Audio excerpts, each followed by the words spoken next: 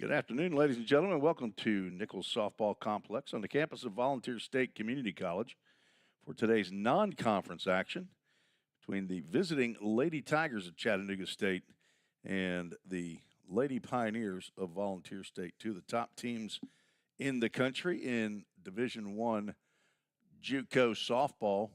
Ball State comes in ranked 20th in the country. Chattanooga State 14th. These two teams met a couple of weeks ago and up in Chattanooga, which is the site of this year's conference tournament at the beginning of May. And the Lady Tigers got the best of the Lady Pioneers in those two games. 2-1. Let me find the right one. 2-1 in game one on March 21st, and then 5-0. Two wins for Chattanooga State. Ball State comes in with a 35-9 record. They're in second place in the conference, 18-4. Chattanooga State is undefeated in conference. They're 22-0. Overall record of 37-6. Let's get to the Toyota of Gallatin starting lineups.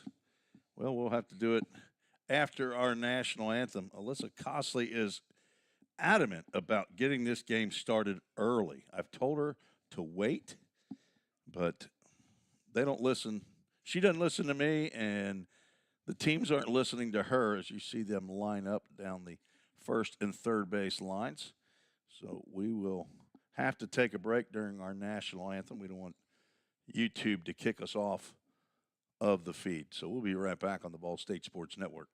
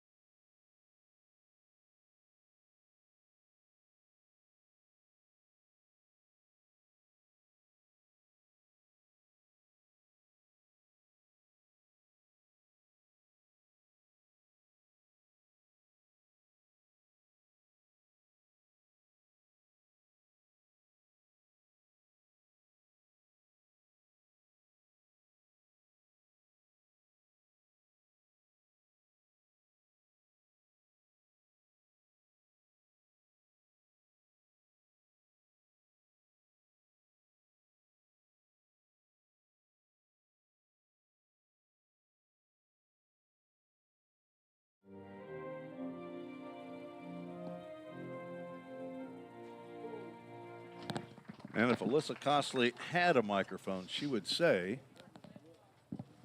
play ball. Assistant coach here at Vol State, former pitcher a couple of years ago before she got injured. Get to the Toyota Gallatin starting lineups. First for the visitors, Chattanooga State, coached by Blythe Golden in her 13th year. She's assisted by Brandon Carr and Taylor Chadwick. Leading off, playing shortstop is Addison Keefe. Riley Burns plays center field. She bats second. Cameron Radley, the second baseman. She'll bat third.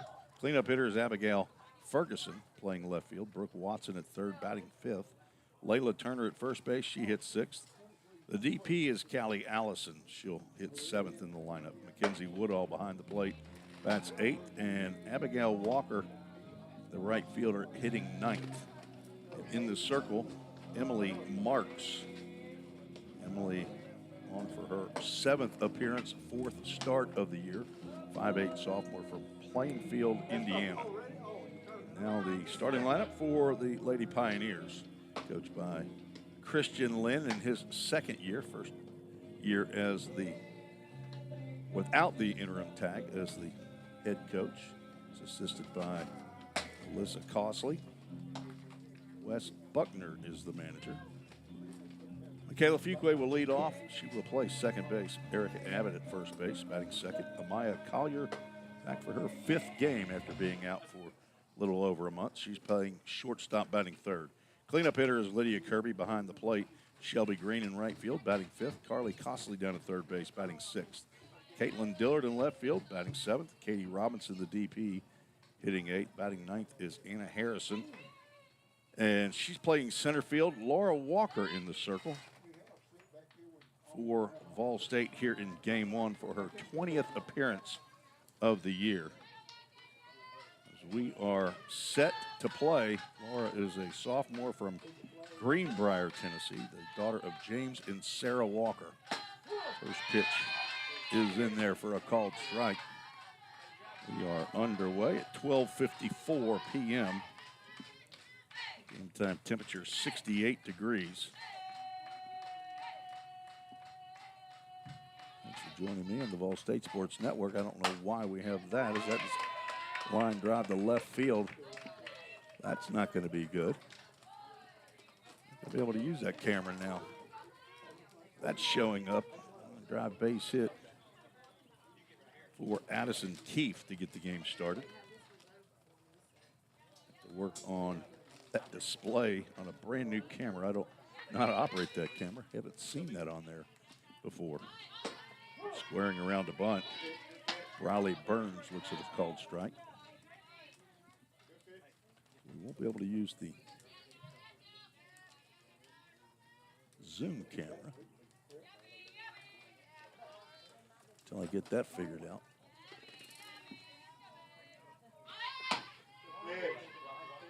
Going the bat back is Burns, the center fielder.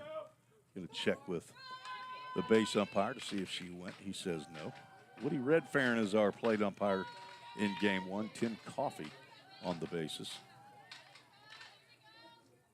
On deck, Cameron Radley.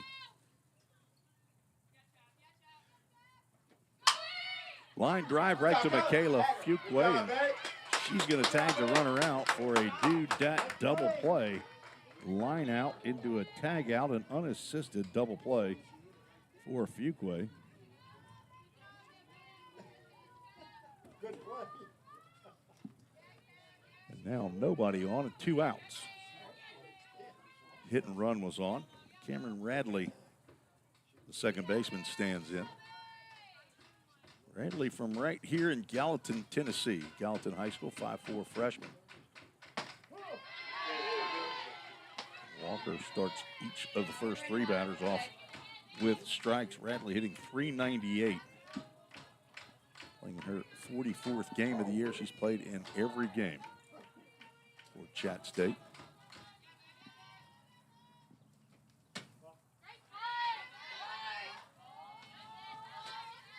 Ball, 1 strike. Chattanooga State wearing their all blues today, and Lady Pioneers wearing their pinstripe reds, tops and bottom. 2 top teams in the conference battling in non-conference action.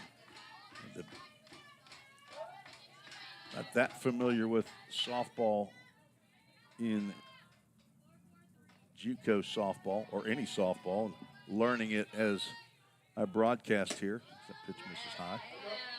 Count now goes 3 balls and a strike. It used to be that with only 10 teams in the league, everybody, I think, played 4 games. Maybe more than that, but I know they traveled with the men as that ball's lined down, foul down the left field line. Count goes full count Ministries, full count. I think we're using any full count Ministries broadcast equipment here for softball now. Chief Engineer A.J. Fawson has made some purchases along the way and got cameras and audio mixers and camera switchers, all owned by Vol State now. Full count pitch is fouled off and over the screen.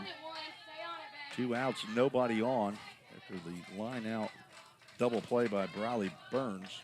Kayla Fuquay going to cover the bag at second base. Caught the line drive off the bat of Burns, and then she just tugged out Addison Keefe, who was coming right toward her. Walker trying to get out of the first. Changeup popped out to left field. That's where Caitlin Dillard is. The glass is on, and she makes the catch for out number 3. So facing the minimum in the top of the first is Laura Walker. No runs, 1 hit, no errors, nobody left on base. It started a little bit early, so hopefully you just got out of church. And if you haven't done so already on that YouTube channel, go ahead and hit subscribe, and you'll be notified as to when Ball State is playing sports on YouTube. We'll be right back after this short break.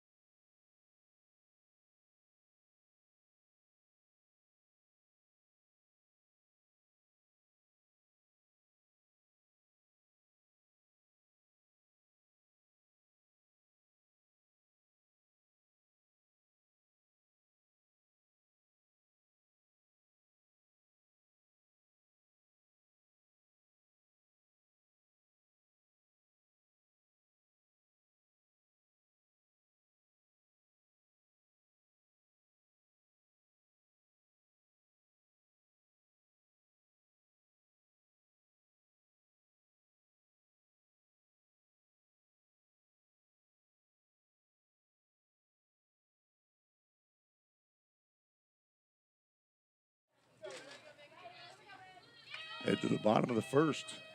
Kayla Fuqua will lead off for Lady Pioneers, facing Emily Marks, who delivered the first pitch in there for a called strike.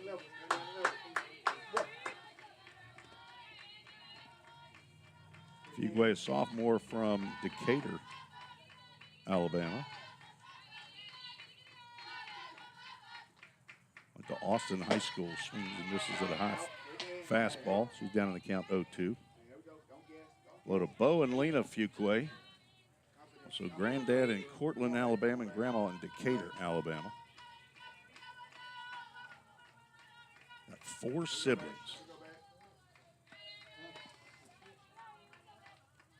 Kayla, 425 hitter. Played in every game. This communication device being changed between third baseman Brooke Watson and catcher Mackenzie Woodall.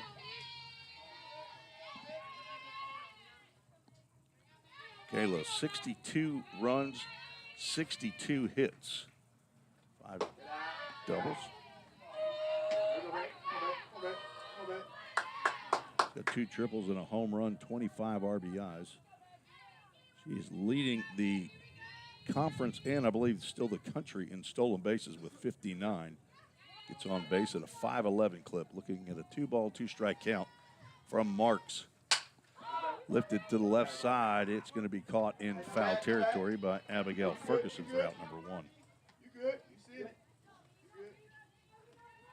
You good? Now Erica Abbott comes to the plate for Ball State. Another sophomore having a fantastic year. Lady Pioneers lead the conference in hitting. 389 batting average. First pitch into the left-handed hitting Abbott from Summertown, Tennessee. Called strike on the outside corner.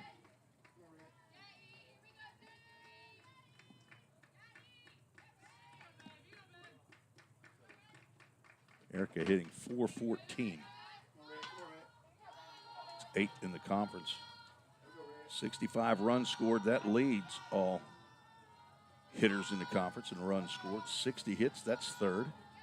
Tied for 10th in doubles with 9. She also has 47 RBIs, which is 4th in the conference. Ball State has 3 of the top 4 RBI leaders in the conference. Abbott, not sure if she was deemed to have swung the bat or it was a called strike, but Mr. Red Farron raised his right arm.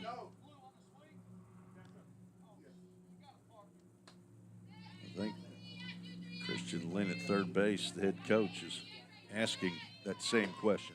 1-2 pitch is away.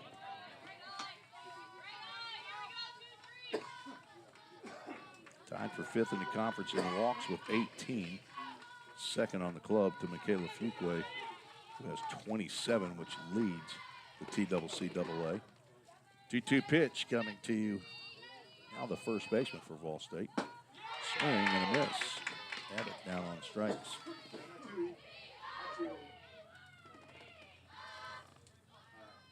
Marks comes in with 32 2/3 innings of work, 39 hits, 19 runs. 18 of those were earned, walked 12, 28 strikeouts. Now make it 29, a 3.86 ERA. We're one of the top teams in the country in pitching. Now Amaya Collier, who is on fire. She swings at the first pitch. She sees it, fouls it off to the right side. She was off for a little over a month. She's been back for 4 games, and in those 4 games, she's 11 of 14. She scored 9 runs, 5 doubles, 2 home runs, 18 RBIs.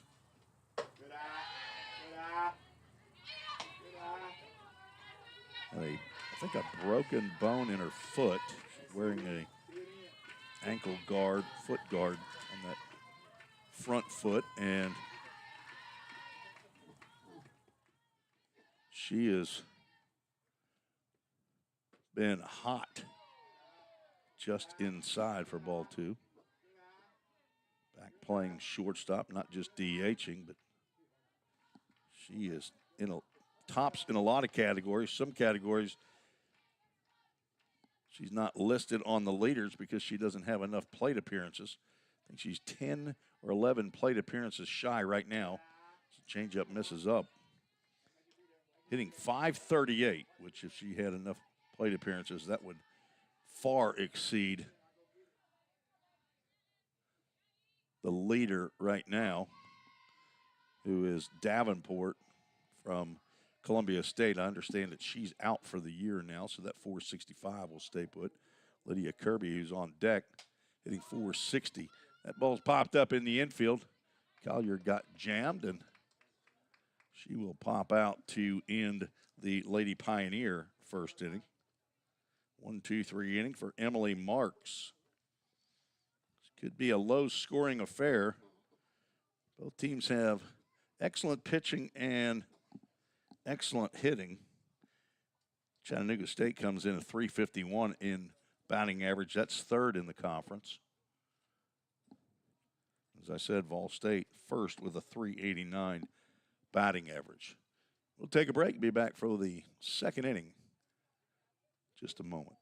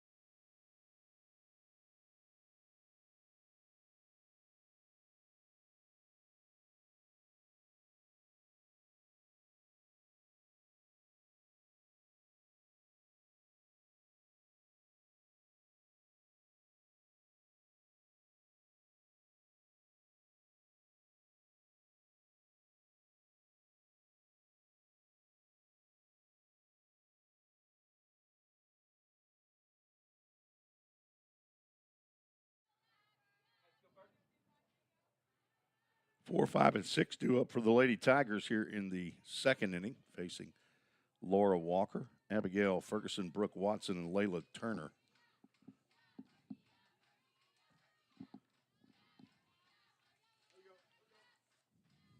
And the first pitch delivered by Walker hits Ferguson. 5th time that Abby Ferguson has been hit by a pitch. Not in this game. Over the season. That's the 8th batter hit by Laura Walker, and they're checking on hers. All-world trainer Justin McKinney starts over the third base line, and then he's waved away. Abby Ferguson appears to be okay. That brings up Brooke Watson.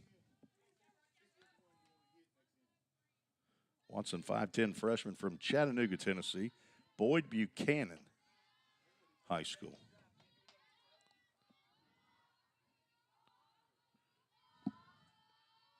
Abby Ferguson down at first. She's from Chapel Hill, Tennessee. Went to Forest High School.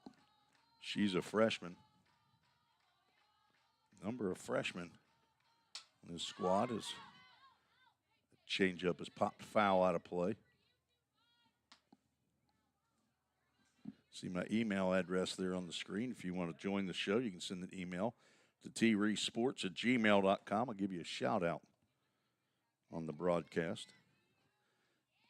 Half my job not having to do, I don't have to switch cameras now. That fastball misses outside. That display was showing on the Zoom camera. I don't know how that got up there. New camera that A.J. Fawson brought, and I know that wasn't there before, so apparently I've done something to mess that up. 2-1 pitch is outside and or high. 3 balls and a strike. Walker hit the first batter she faced here in the fourth, Abby Ferguson. Now gone 3-1 to Brooke Watson, who comes in hitting .397. Big cut right there, and she comes up empty. Well, the full count Ministries full count. 54 hits on the year. That's tied for 5th in the conference. 10 doubles, 8 home runs, 37 RBIs. Slugging at a .676 clip. Full count, first pitch, foul ball. We'll do the full count Ministries full count again. On deck, Layla Turner, the first baseman. Brooke Watson is the third baseman for Chat State.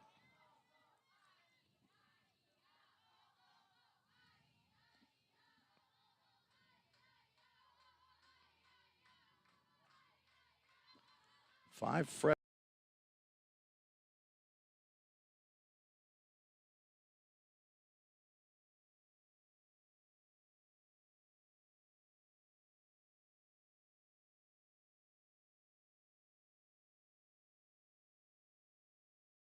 She went to Cookwell High.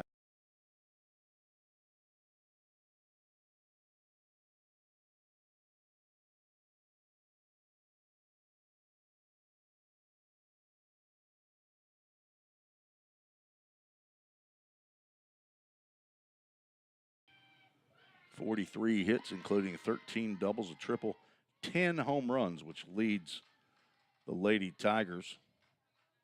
She leads in doubles with those 13 as well.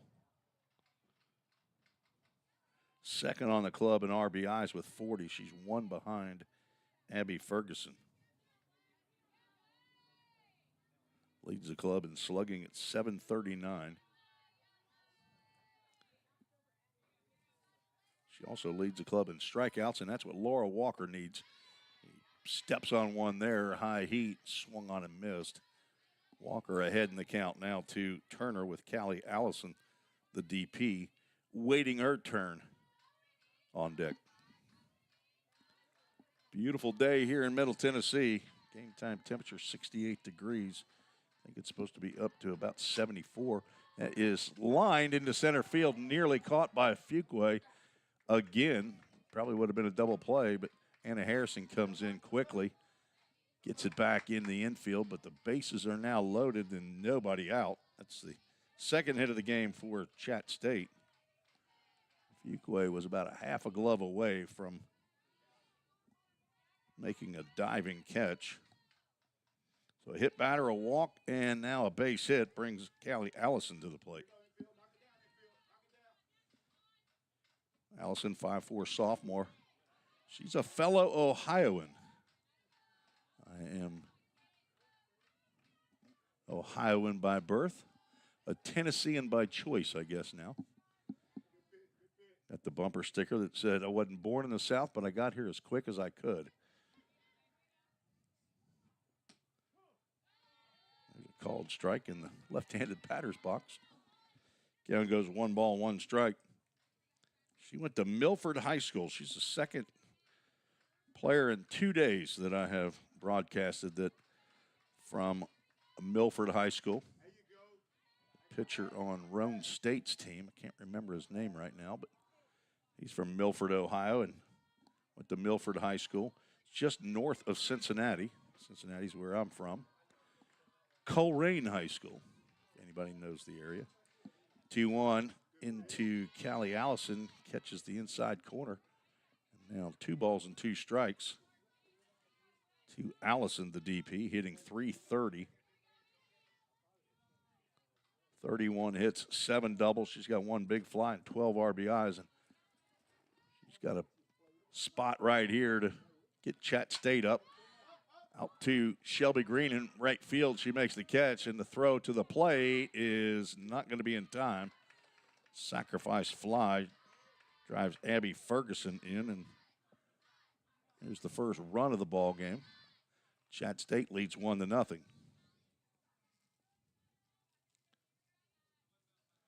Give Allison an RBI. Watson stays at second. Turner stays at first. Mackenzie Woodall steps to the plate.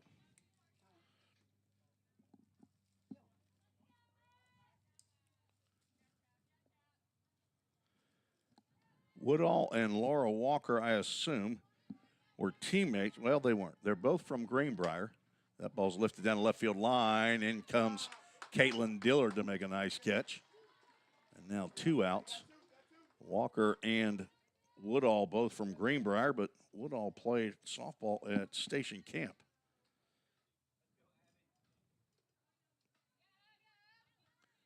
Now Abigail Walker steps up.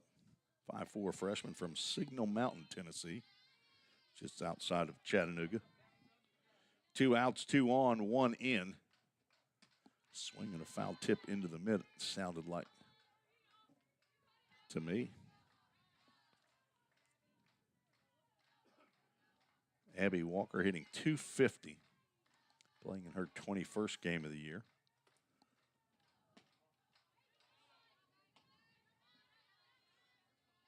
One ball, 1 strike. 1 run in the inning, only 1 hit. A hit batter and a walk to start the inning off.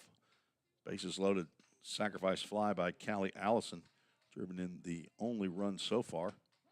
There's a fastball on the outside corner, called strike. Walker would have to be pleased to get out of this inning, only giving up 1 run. The way it started for Vol State. Looks at her wristband and delivers low and away. On deck, the leadoff batter, Addison Keefe, who singled to start the game off. Some folks sitting out in lawn chairs out in the outfield, and gentle breeze blowing straight out to center field here, the Nichols Softball Complex. Walker v. Walker. Laura Walker facing Abigail, sometimes apparently known as Abby Walker. That's what's showing on the Presto Sports.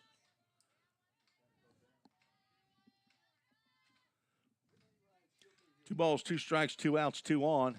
Strike 3 called on the inside corner. And there is a Chick-fil-A at Gallatin strikeout. Good job by Walker to come back after the first 3 reached to get 3 straight outs. 1 run did score on the 1 hit, 2 left on base.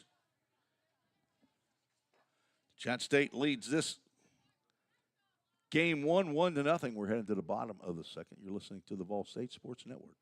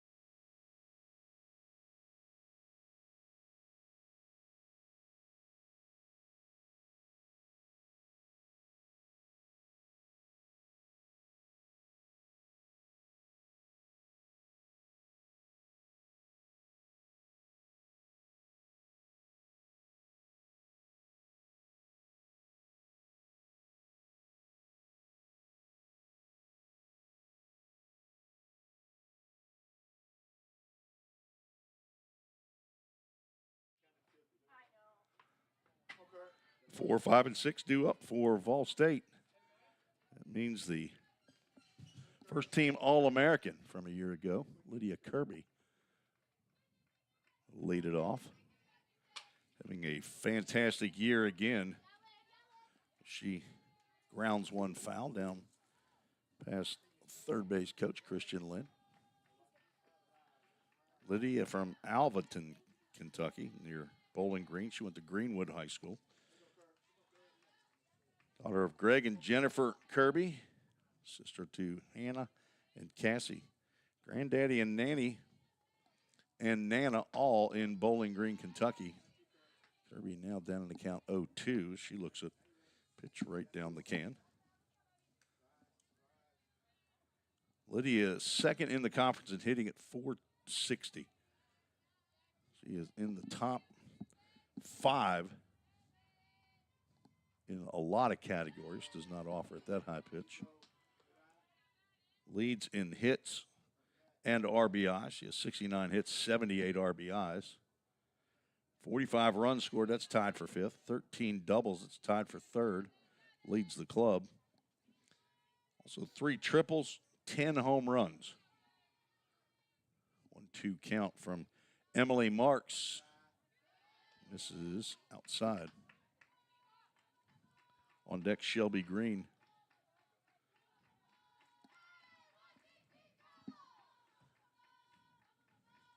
Lydia all conference, and she was the player of the year a year ago as a freshman. She, Corey Harris, Katie Davis, and Bailey Osbrooks, all from Vol State on the all-conference team. Popped up into shallow center field. In comes Briley Burns to make the catch for out number 1. 4 straight retired by Marks to begin this contest. Now Shelby Green stands in. Green hitting .342. 41 hits, 8 doubles, 4 triples, 6 home runs, 45 RBIs for the sophomore from Milan, Tennessee. Daughter of Todd and Janet Green from Medina. Shelby, the sister to Cameron, the granddaughter of Granddad and Gigi in Trenton, Tennessee, and Kay in Milan. Left-handed power hitter.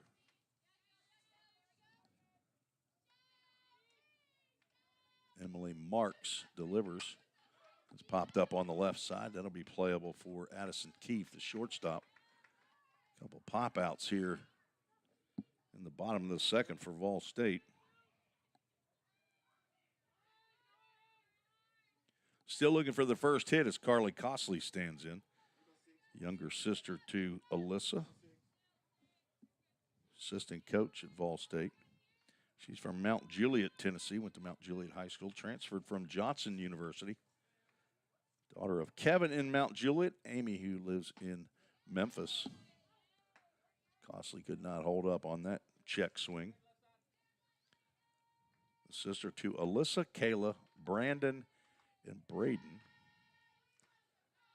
Got a granddaddy and a grandmama in Mount Juliet. Swings at a pitch tailing away from her, and she's down in the count 0-2. Costley hitting .363, playing in her 37th game of the year. 23 runs scored, 37 hits. 35 of those are singles. She's got a couple doubles. A slap hitter, and she swings at 3 pitches out of the zone, and she's down on strikes. Second strikeout of the game for Emily Marks. And another 1-2-3 inning for Vol State. To the top teams in the TCCAA, the Tennessee Community College Athletic Association. Getting after it here on a Sunday afternoon in Middle Tennessee and Gallatin, Tennessee. We'll be right back with the top of the third after this short break.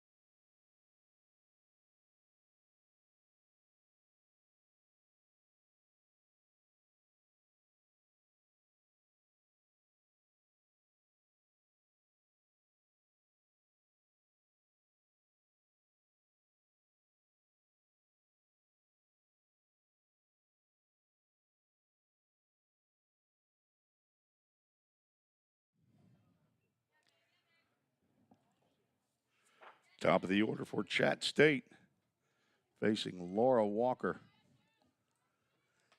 Swinging and fouling it off is Addison Keefe. 1-for-1. From Ooltewah, Tennessee, a 5'5" sophomore. She's one of the top hitters in the conference as well. Hitting .412. 52 runs scored. That leads her club. That's third in the conference. Now 0-2. Walker's gotten ahead. Keefe with 54 hits, including 4 doubles, 3 triples, 1 long ball, 21 RBIs. She is second in the conference in stolen bases with 40. As she got on first base, she was stealing on a hit and run. And Michaela Fuqua, the conference leader in stolen bases, she's wanting to protect her lead in the conference, I guess. And the line drive was hit right at her as she was covering the base. Just gently tug Addison Keefe after catching the line drive. Keefe ran right to Fuqua. Another foul ball straight back. Chat State third in the conference in hitting at .351. Top 4 in runs scored, hits, doubles, and home runs. They're second in stolen bases, so when they get on, they move around. 1-2 pitch, choked and poked down the left field line. It'll go foul. I think I might have gotten my camera situation fixed. Now I just got to get it dialed in where it'll actually show us what I want it to show us.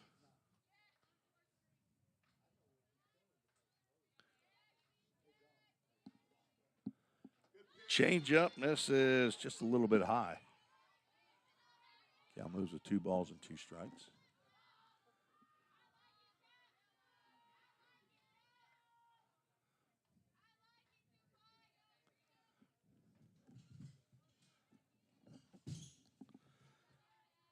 Look at there.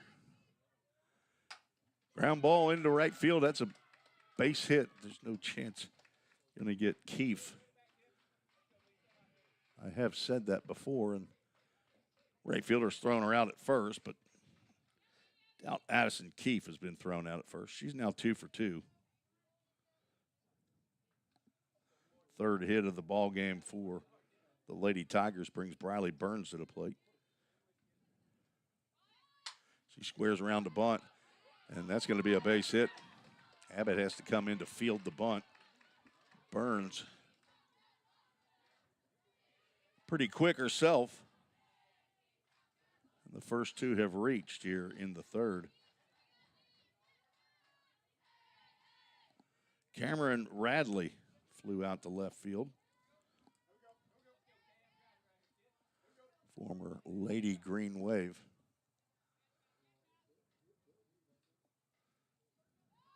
She squares around the bunt, down to third base. Costly gloves, throws to first, and it comes out of Fuqua's glove. And a run's going to score. Still nobody out. I am not the official scorer. Thinking that's a sack bunt. If this was baseball, I can't speak. I don't see enough softball games, but I would go sack bunt. She reaches on the error. I think that error might be on the throw.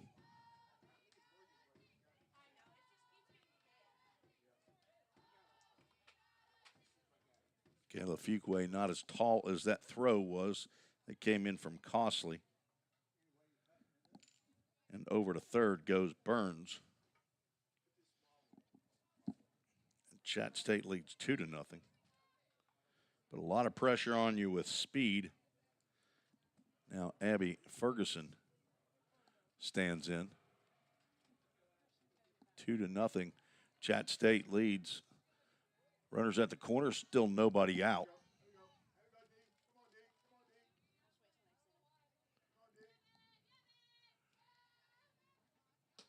Radley going to take off. Throw down is cut off by Collier. Pitch called a ball, I believe. So a stolen base for Radley.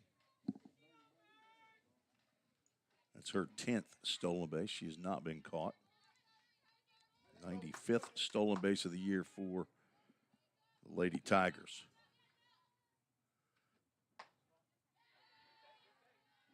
Now 2-0 count to Abby Ferguson, who was hit by a pitch leading off the second. She came around to score the first run in the ball game.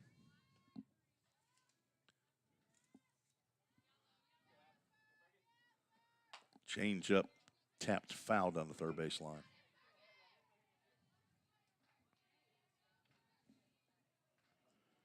Ferguson leads the team in hitting at .421. That's 6th in the conference. 59 hits, that also leads the club, as does 41 RBIs. 4th and 6th in the conference in those categories. Tied for 6th in doubles. She's got 10 of those. She's tied with Brooke Watson, her teammate. 3 balls, 1 strike. Outfield playing regular depth. Corners in the infield are playing in. Ferguson, the cleanup hitter. Grounds 1 to Collier, who looks to run her back at third. Her throw lifts Abbott off of the base. And Ferguson is safe at first on another error. That's an errant throw by Collier, so 2 errors in the inning. And the bases are loaded, nobody out again as Brooke Watson steps up. She walked the last time she came to the plate. She was stranded at second and in the second. Swings at the first pitch, fouls it down the right field line. Shelby Green gives chase, but she can't get there quick enough. That would have definitely scored Burns from third base. Briley Burns is at third. Cameron Radley at second. Abby Ferguson at first base. A couple of hits in the inning, a couple errors. And the bases loaded and 1 run already in. Laura Walker, high stress pitches. That's a line in the left field. That's trouble. That hits off of the fence. 2 runs will score. And the throw comes into third base. That is a 2-run double for Brooke Watson. Chat State leads 4-0.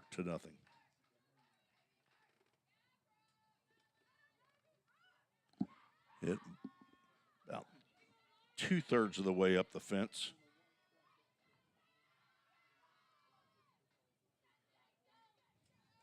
Now Ferguson at third, Watson at second, and Layla Turner at the plate. Nobody out. Walker delivers a pitch high to Turner. She hit a soft line drive that just eluded Michaela Fuquay's glove and got into center field for a base hit.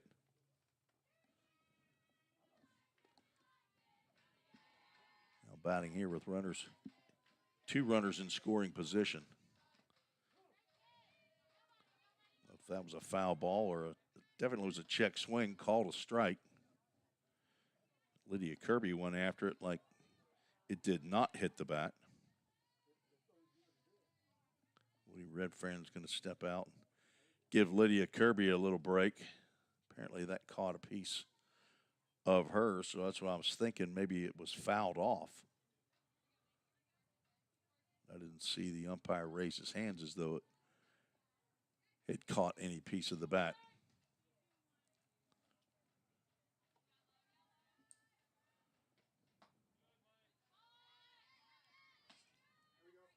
Ball high and away.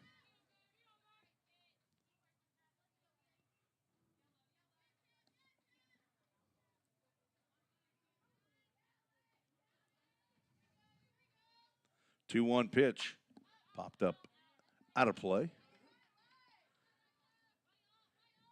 Word hadn't got out that we're broadcasting on YouTube today, apparently. Everybody's used to the game changer, and now we've got a few folks that have been added in, just finally updated on my computer. Besides me, there's 14 more folks listening in. There's a strike on the outside corner, and that's a Chick-fil-A Gallatin strikeout. Chick-fil-A Gallatin just located right down the road heading into Gallatin City. They are supporters of Vol State Athletics. Mary and Greg Garrettson. Swinging a foul tip. That one is called a foul ball. Callie Allison hit a sacrifice fly in the second, drove in the first run of the game. Chat has scored 1 in the top of the second, now 3 in the top of the third. Still 2 runners in scoring position with only 1 out. 7 and 8 due up here in the third.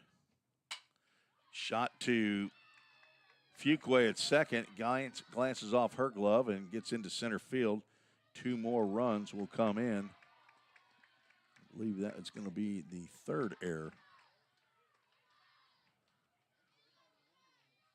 Chat leads 6-0. I think Fuquay was trying to backhand that and maybe to make a quick throw to the plate.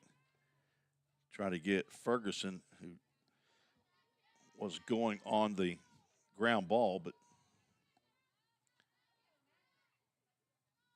not able to secure the catch.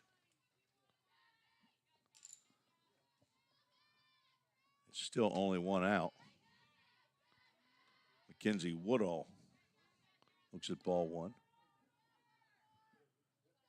She lined out to Caitlin Dillard in left field.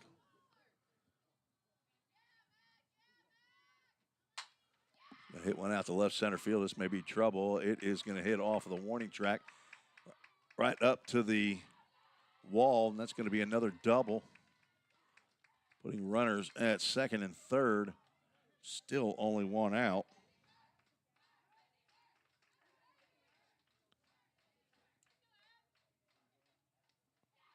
Fourth hit of the inning on my score sheet.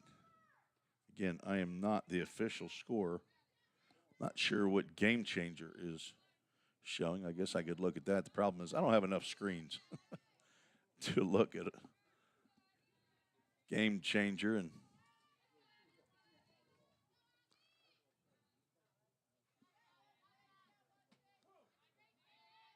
pitch delivered to Abby Walker for a called strike.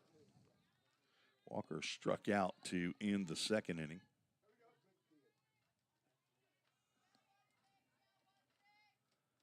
Still only 1 out. Walker is the 9th batter to come to the plate.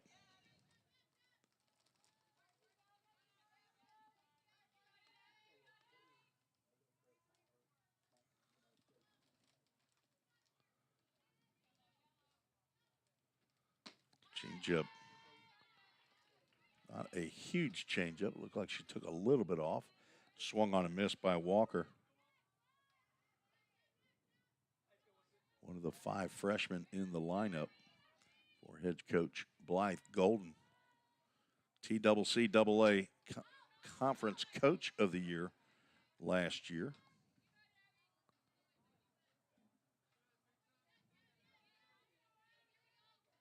I don't think that's the first time that she's been named the Coach of the Year. Not sure how many times it has been. They will host a conference tournament, though. Walker has to bend out of the way of that inside fastball. Count goes 2 balls and 2 strikes. Lady Pioneers infield playing in. Try to cut down the run. Chattanooga State have to look to see how often they've had teams score more than 6 runs against them. There's ball 3 Full Count Ministries, Full Count.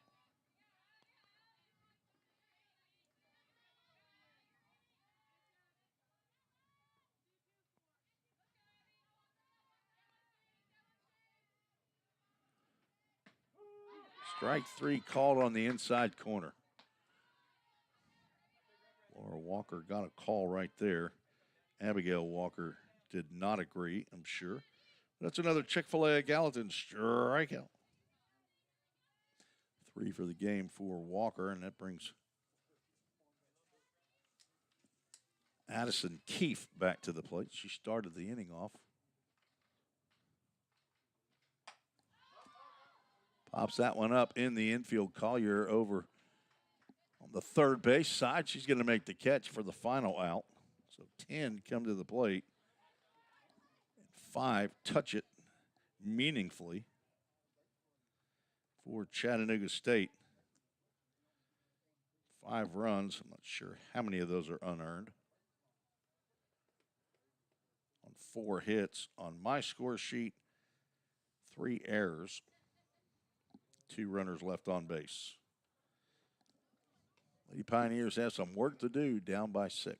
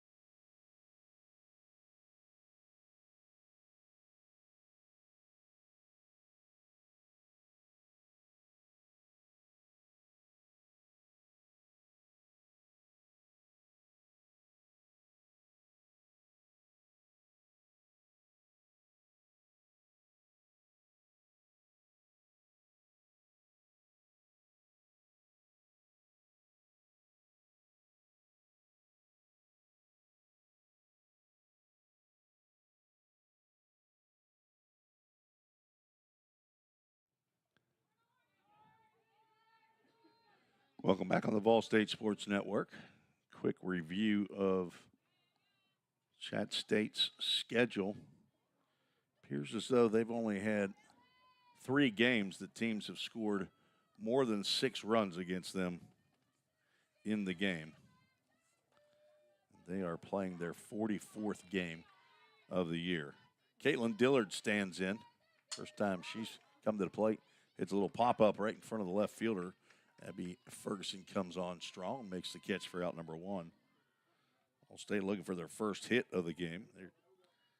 Emily Marks has retired the first 7 she's faced. That brings up Katie Robinson.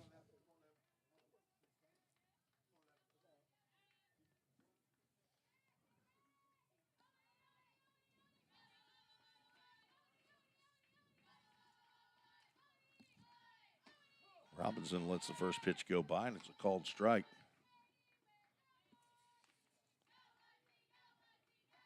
Freshman from Murfreesboro, Tennessee, Blackman High School. Daughter of Ricky and Nikki Robinson. Sister to Jackson and Mason. Got a Pappy and a Mimi in Murfreesboro and a Poppy and a Gigi. They're in Cannon County, Woodbury, Tennessee. The Cannon County Lions. She played, though, at Blackman.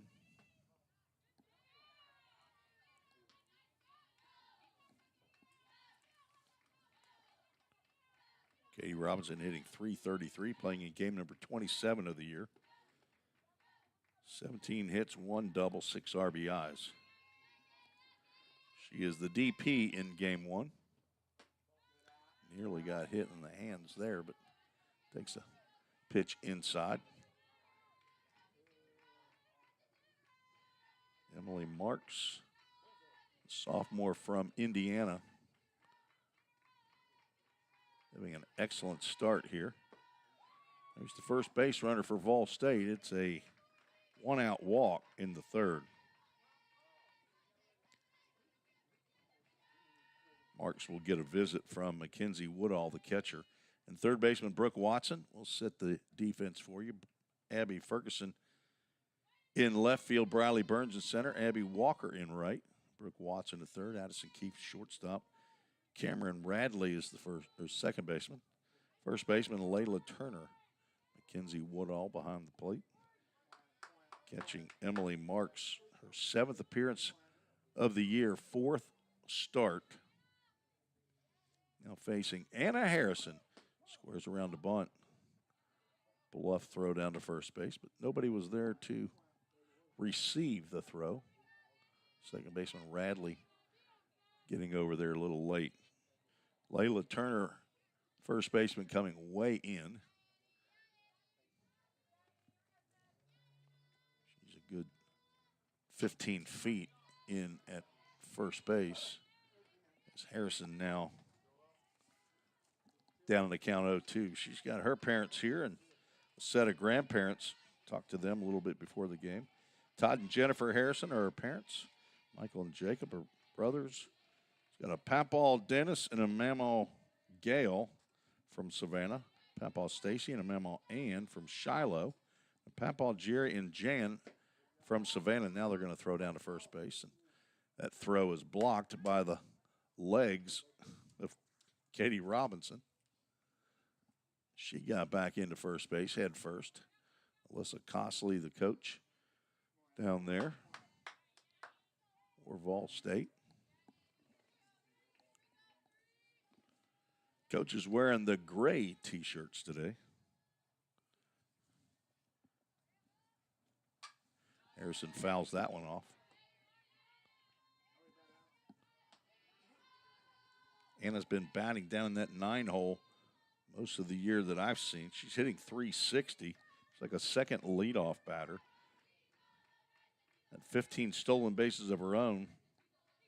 It's tied for 8th in the conference. Ball State 140. She lines one in the left field. That gets down for a base hit. There's the first hit of the game for the Lady Pioneers, picked up by Anna Harrison, number 9-hole hitter. The Lady Pioneers have something cooking here in the third. Michaela Fuqua will step in. She popped out to the left fielder in foul territory in her first at-bat. Harrison has scored 44 runs.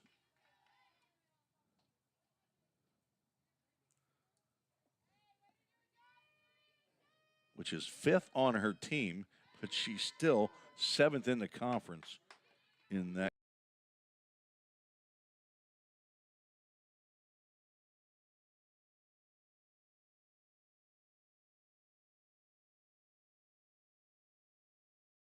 Side is going to go the short way. Shortstop Addison Keefe thought she stepped on third base before Katie Robinson did. I don't know that I would disagree with her with that, but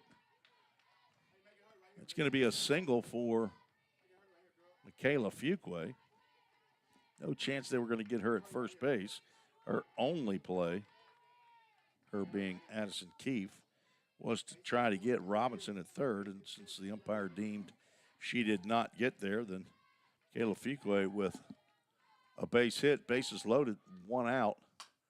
Ground ball back to the pitcher. She throws to the plate to get the lead runner. And Erica Abbott grounds into a fielder's choice. 1-2.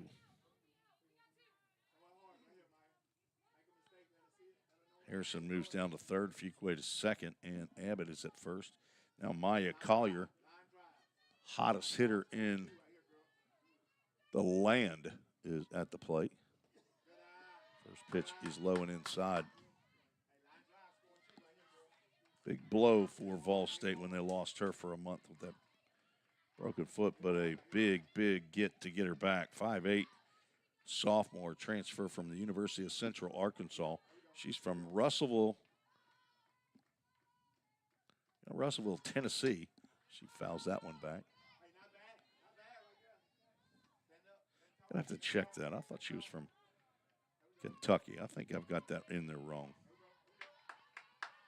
Aunts and uncles in Russellville, Kentucky, so I'm assuming that's where she's from.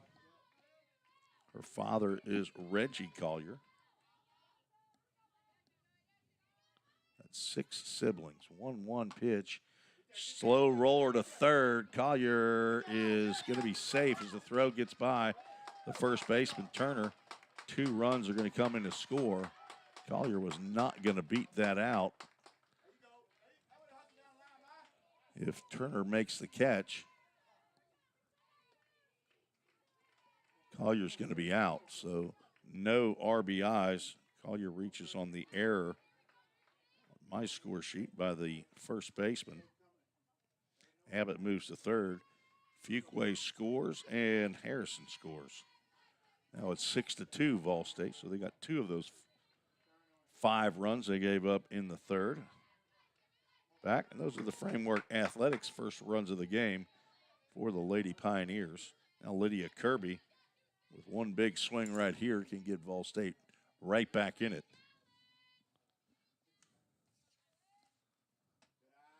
The conference leader in RBIs last year, she was second in the country in that category.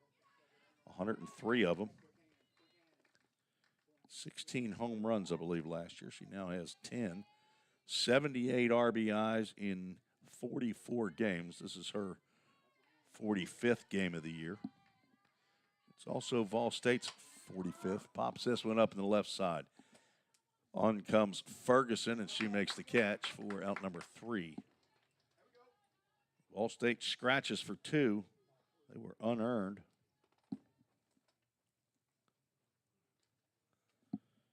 And trails 6-2 after 3. We're scheduled for 7 here at Nichols Softball Complex on the campus of Vol State Community College in Gallatin, Tennessee.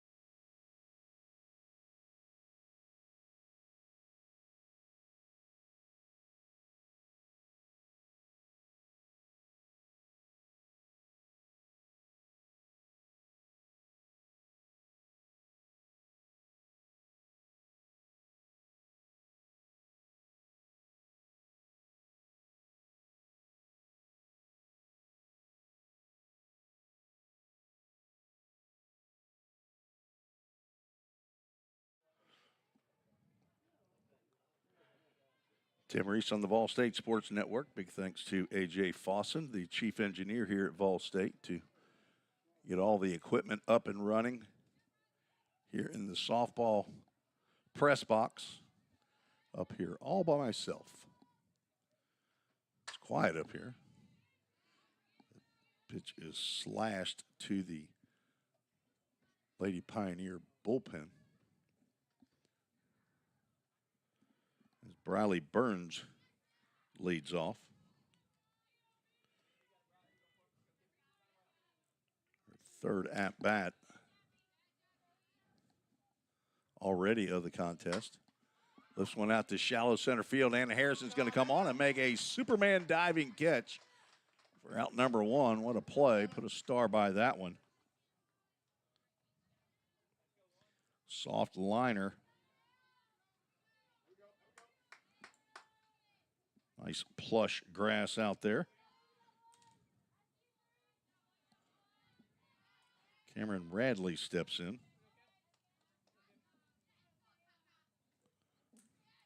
Laura Walker still in the circle for the Lady Pioneers. Gets the call on the outside corner there.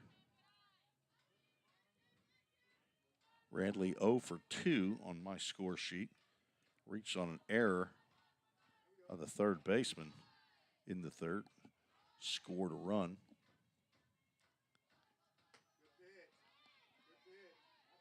Count goes up, 1 ball, 1 strike. Chat State sent 10 to the plate in the third inning. Scored 5 runs. At least a couple of those were unearned. Did have 4 hits. Walker gets ahead in the count now. 1 ball, 2 strikes to the Lady Tiger second baseman. Played her high school softball right around here. Right down the road, as a matter of fact, at Gallatin High School. The Green Wave. Swing and a miss in the Chick-fil-A at Gallatin. Strikeout. We're out number 2 in the fourth. Fourth strikeout of the game by Walker. Brings Abby Ferguson to the plate. She's 0 for 1. Scored twice, been hit by a pitch. Walker's 52 strikeouts coming into today's game, 8th in the conference. Chat State is the top 2 strikeout pitchers in the conference. Olivia Laney and Olivia Steinnorth. 2 top pitchers in the country, as a matter of fact. Not sure if we'll see them today or not, or if they're going to hold them in reserve and wait till conference action. These 2 teams might meet.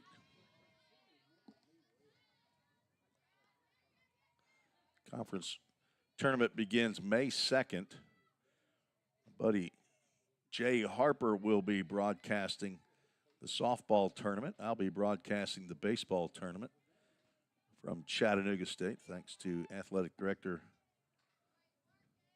Tammy Swenson, Chat State. Fly ball to right field will end the inning as Shelby Green makes a catch in a 1-2-3 inning. First time that's happened today. Chattanooga did only send 3 to the plate in the first, but leadoff batter had a single. Riley Burns lined into a double play. So 3 were faced, but 1 did reach. No runs, no hits, no errors. Nobody left on, moving to the bottom of the fourth. You're listening to the Vol State Sports Network.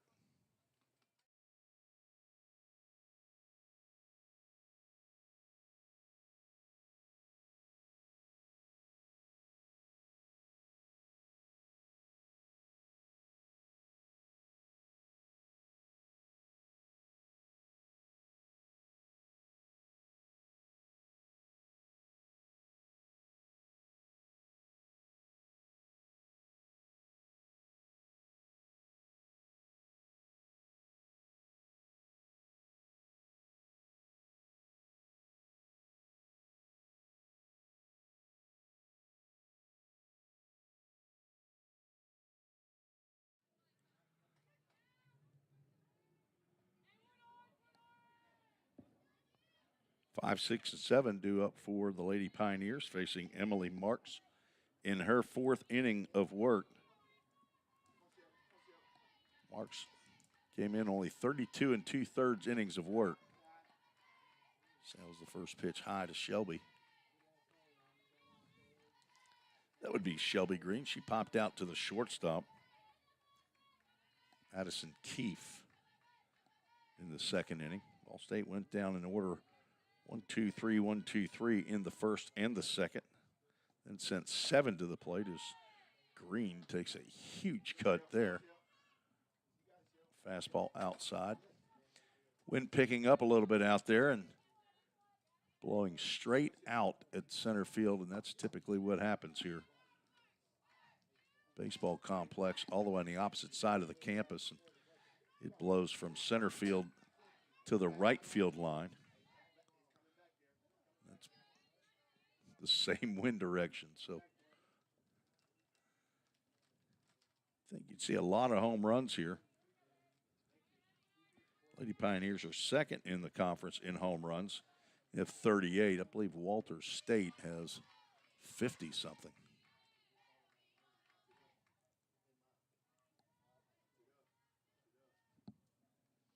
One-two pitch, taken for ball 2.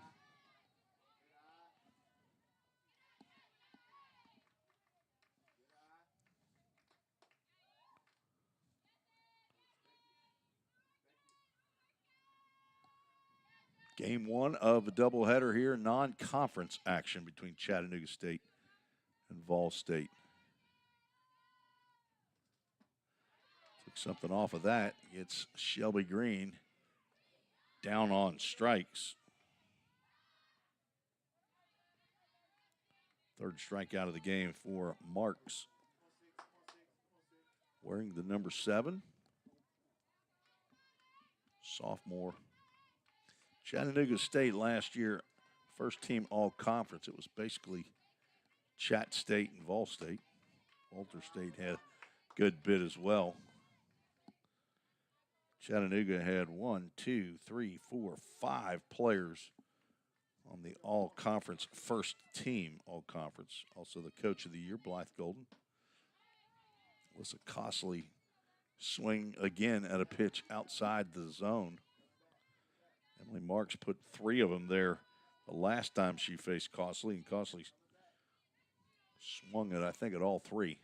That's the same pitch, maybe a little lower. She does not offer. Megan Hall, Alexis Rosano, Chloe Fryer, Kadra Parker, and Jessica Cord. 5 players for Chat State, first team all-conference, lined over the dugout. Got goes 2 balls and 2 strikes. Had some information on some of them. Jessica Cord showed that she's playing at the University of the Cumberlands up in Kentucky. Ball State had 4. Costley lets that pitch go by. We'll have a Full Count Ministries full count. Stay tuned after the game. I'll have the Full Count Ministries verse of the game. We go out of the Old Testament. Heard this verse today from my pastor this morning during his sermon. Thought it was a good one. Full count pitch. Lined foul toward the Lady Pioneer bullpen. John Thomas Lynn, the older brother of Christian Lynn, hanging out down that way. It's a family affair in the Lynn family. Johnny Lynn was the head coach for 30 years here at Vol State softball. Another foul ball.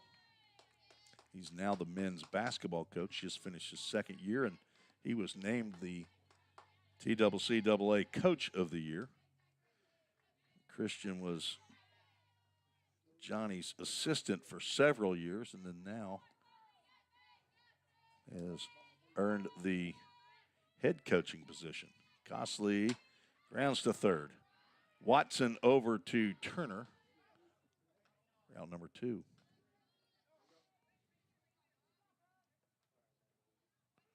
Strong arm by Brooke Watson. Layla Turner down there at first base. She is watching that and looks like her eyes get large as that ball comes over to her. 2 outs, nobody on. Caitlin Dillard steps to the plate. She swung at the first pitch she saw, flew out to left field.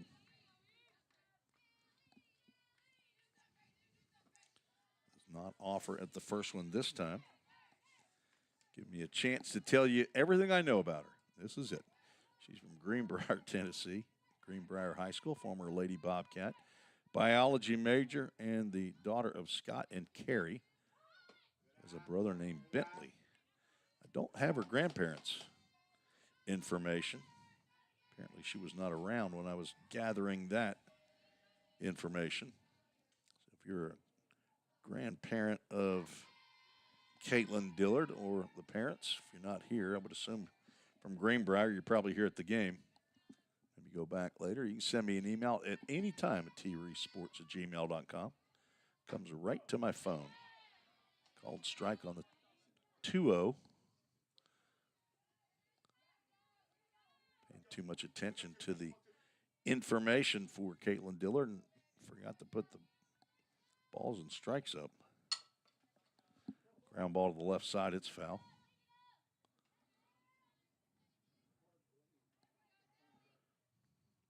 Chat State scored 1 in the second, 5 in the third. Lady Pioneers came back with 2 in the bottom of the third. And that's where we sit now, 6-2.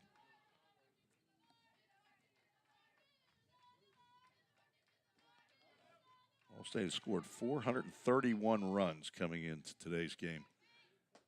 Swing and a miss. Down goes Dillard on strikes, 2 strikeouts in the inning. And a 1-2-3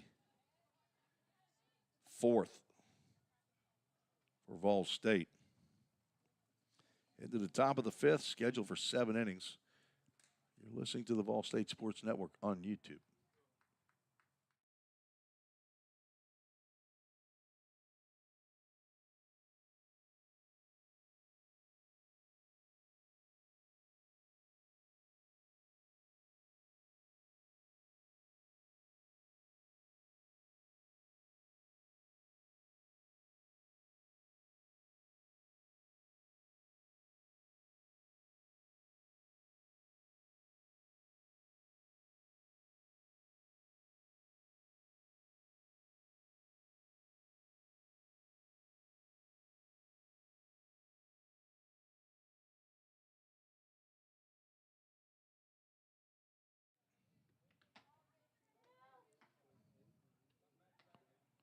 Chattanooga State on a 21-game winning streak. Next week they will host Cleveland State on Wednesday, April 16th. And then stay at home on Saturday to take on Pellissippi State, the newest JUCO team in conference play in both softball and baseball. Also,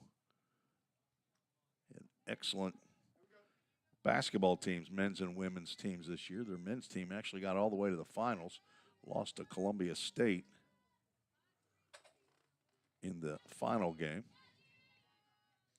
Brooke Watson, Layla Turner, Callie Allison to face Laura Walker. First pitch swinging is Brooke Watson. She comes up empty. Watson doubled, drove in 2 runs in the 3rd. Got all the way to the fence. Pops this one up on the right side. Shelby Green puts a glove up, and that is a heck of a play, really. She's putting that glove up there to block the sun, and she gives a look of, okay, I'm just going to leave it right here and hope it falls right in the glove.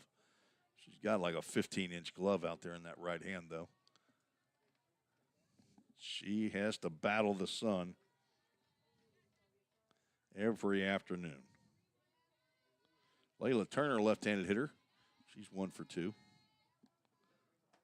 Singled in the 2nd and struck out in the 3rd. Caitlin Dillard's out in left field. Anna Harrison's in center. Shelby Green's in right. Alyssa Costley at 3rd. Amaya Collier is at short. Michaela Fuqua at 2nd. Erica Abbott is at first base. And Lydia Kirby behind the plate catches that strike on the outside corner. It came from Laura Walker. Sophomore, sophomore, sophomore, sophomore, sophomore, sophomore. You go catcher right, second, or first, right, second, and center field as that ball's lifted into the bullpen down the left field line. Maya Collier, her first year at Vol State, but she's a sophomore. Alyssa Costley, I believe she is also a sophomore. After transferring from Johnson University. She is. And there is a Chick-fil-A of Gallatin strikeout looking. Down goes Turner for the 2nd time. 5th strikeout of the game for Laura Walker.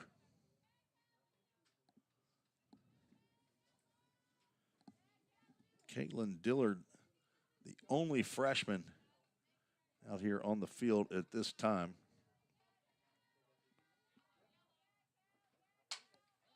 Lifted down the right field line. Green over. Cannot make the catch. Falls right in front of the fence.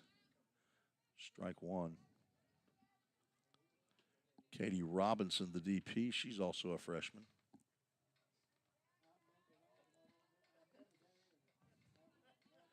So the first team all-conference players for Vol State last year, Lydia Kirby, who is back. That's lined over the leaping Michaela Fuqua. Shelby Green gets over to cut that off before it gets to the gap. Fuqua is height challenged, so line drive over the top. She had some hops, though. She tried to get up there. So Lydia Kirby, the only freshman for Vol State that was first team all-conference. Corey Harris, Katie Davis, and Bailey Osberg's sophomores that were voted first team. Michaela Fuqua was voted second team all-conference, as was Caitlin Davis. Popped up on the left side, Amaya Collier underneath that one to make the final out of the fifth. No runs, one hit, no errors, one runner left on base. Ball State's got three more cracks, the bottom of the fifth, the bottom of the sixth, the bottom of the seventh. They're hoping it won't take that long. See if they can get the sticks going against this powerful 14th ranked team in the country, Chattanooga State.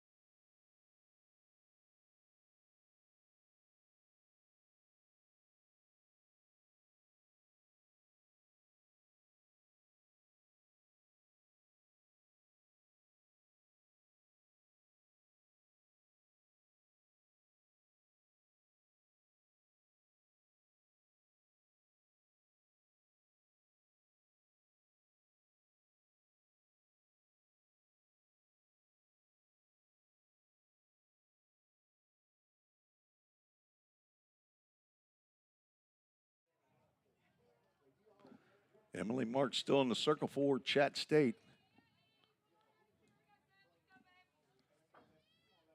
She will face 8, 9, and 1 here in the bottom of the fifth inning.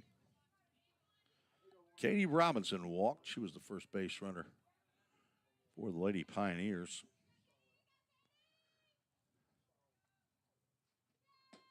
Looks at a called strike. My quick calculation for that 5-run inning, I've got only 2 of the runs being earned.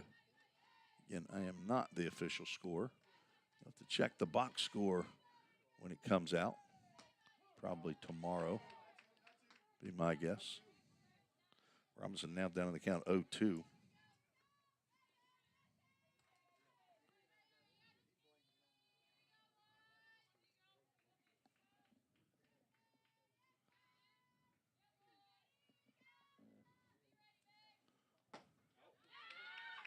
Strike 3 called. Say that. I was looking down there. See if she swung at that. Waiting for a crack of the bat.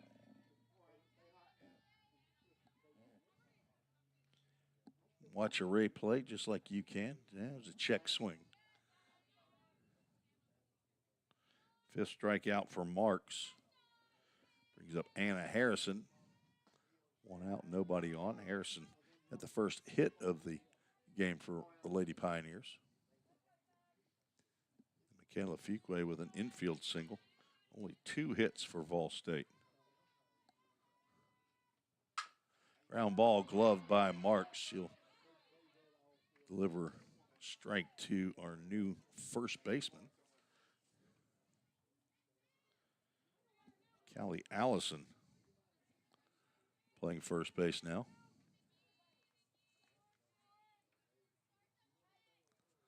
The DP in for Layla Turner. See if anybody else has changed as Michaela Fuqua comes to the plate.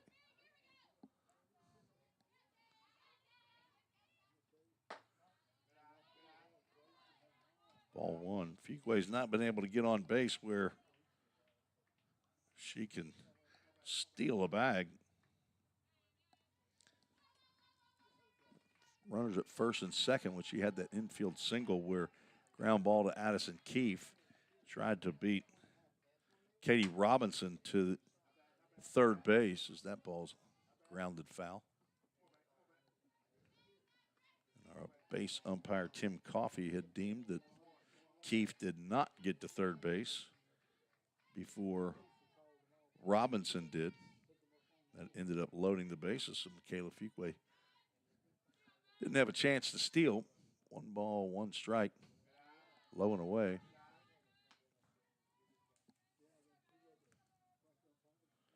Leads the conference in walks. It's 27. She has drawn. Second in hits with 62. 425 hitter. She wants to keep the ball on the ground. Use that speed. Doesn't want to get the ball in the air. Just pop that one up out of play.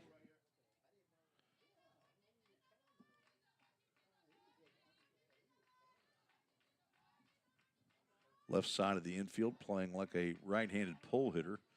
Fuqua asks for time. Steps out and readjusts her swing. Now back in the box. Count 2 balls, 2 strikes, 2 outs, nobody on. Another foul ball to the screen. Seen Fuqua foul multiple pitches off when she has 2 strikes on her.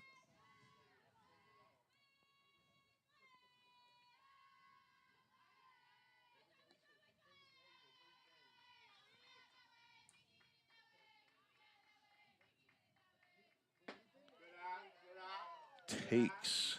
That's a good take, but a tough take. Brings us to a Full Count Ministries full count.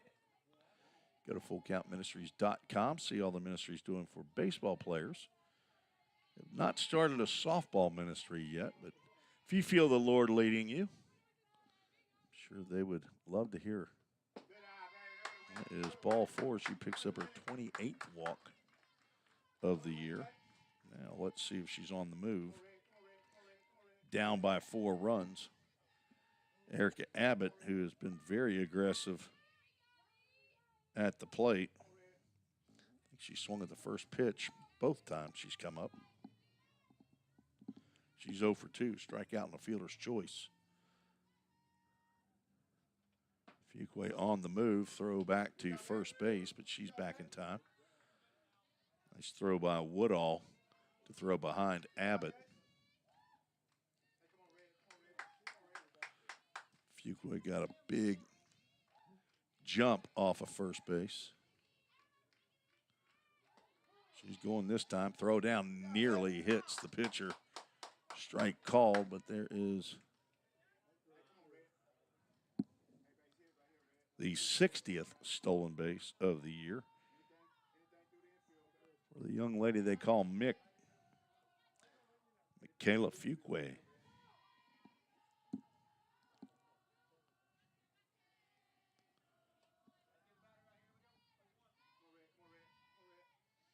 Want to be heads up out there, Emily Marks. Throw down to second base. You're going to get conked. Abbott squares to bunt, but pulls the bat back on a pitch outside. That's a nice play if the defense isn't paying attention. Get the third baseman coming in. If the shortstop doesn't go to cover third, then Fuqua is going to get another stolen base. She'll swipe third just as easily as she'll swipe second. That opens up that left side for Erica Abbott to shoot one through. Ball State down by 4 here in the bottom of the 5th. Game 1 of the doubleheader. Abbott's going to draw the walk. Runners at first and second. 2 straight walks. Third walk of the game by Emily Marks. She'll get another visit from Mackenzie Woodall. And our home plate umpire, Woody Redfarron, will duly note that as Amaya Collier, looking for her first hit of the game, getting some instruction from Christian Lynn, came in the last 4 games. She was 11 for 14.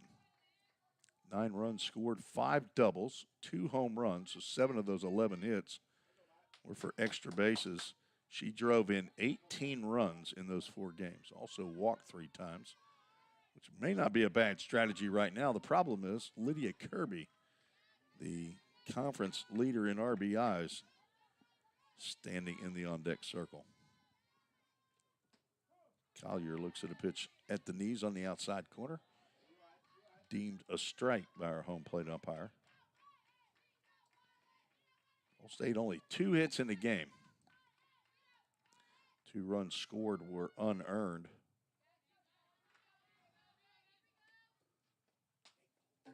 Jam shot and Collier down in the count 0-2. Marks pouring it inside, tying up Collier's hands.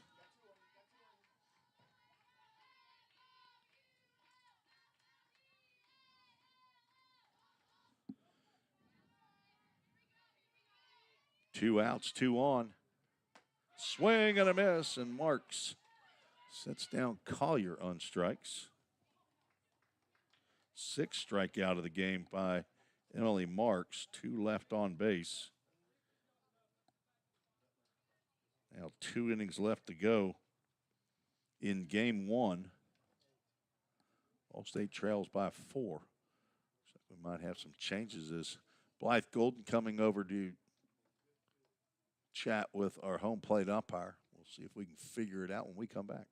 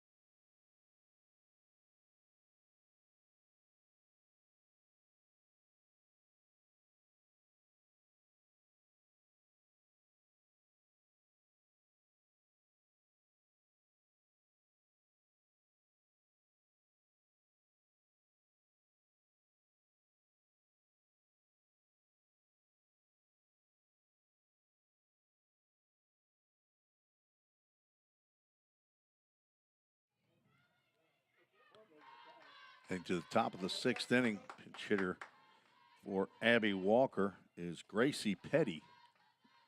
Pinch hitting here, leading off the top of the 6th. Swings at the first pitch, fouls it out of play. Gracie is a 5'2" freshman from Chattanooga Boyd Buchanan High School.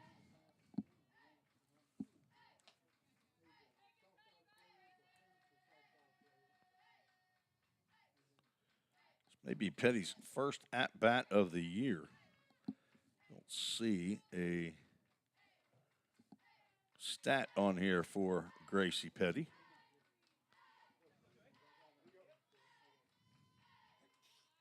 Abigail Walker went 0 for 2 and 2 strikeouts.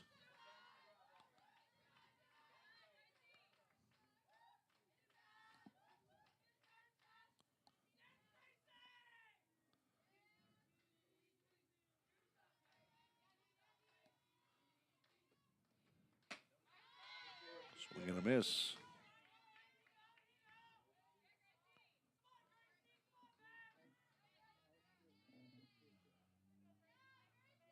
Ball State will host Columbia State on Tuesday, tax day, April 15th. Already got my refund. There's a strike on the inside corner for a Chick-fil-A Gallatin. Strikeout.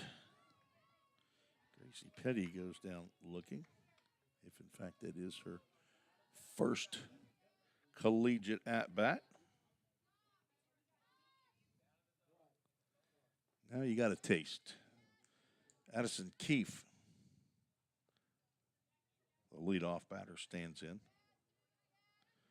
She's 2 for 3 today.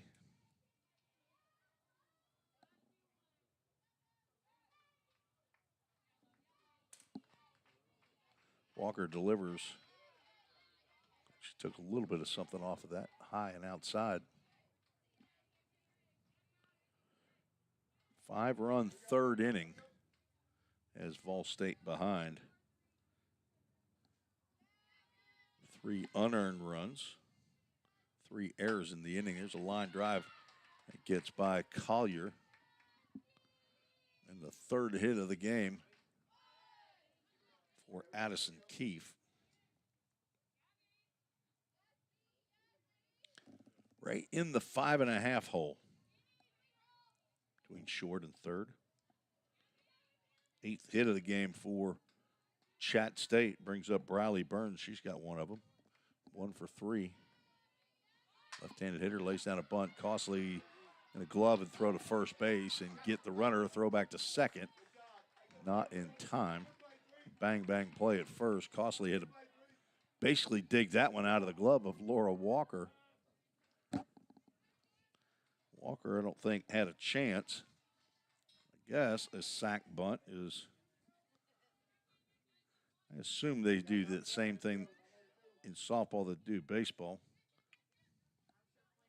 She's probably not bunting for a sacrifice there, but the result is that the runner moves up, so I'll put a sack. Again, I don't check mine against the Presto. Base hit into right field, throw to the plate is late. RBI single by Cameron Radley, her first hit of the game.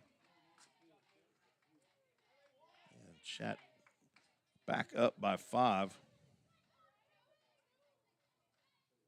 Radley goes the opposite way. Lines one to Shelby Green, scoring Addison Keefe. So if it's not a sack bunt, it was a productive out by Briley Burns to get Keefe to second base. Now Abby Ferguson stands in. She's 0 for 2 on my score sheet. Reached on an error in the third, was hit by a pitch and scored in the second. So she scored twice, 0 for 2. Looking for her first hit. Not another hit by pitch, she says. Walker with 1 hit by pitch, now 6 strikeouts.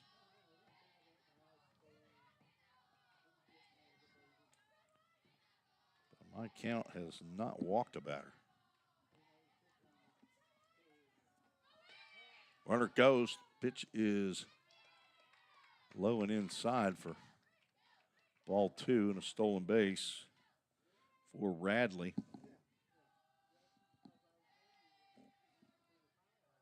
Her second of the day. Her 11th stolen base.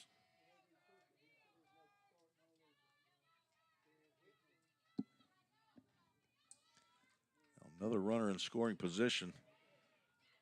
Ferguson,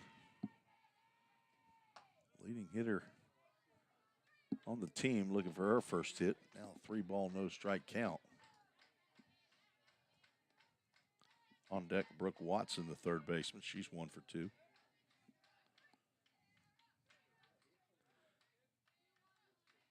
College softball is a quick-moving game. I love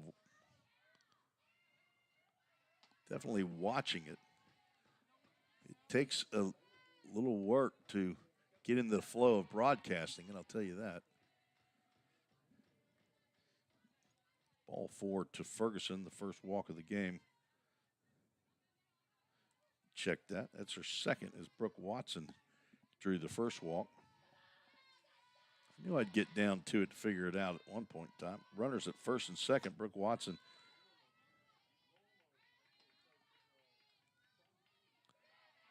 Strike 1.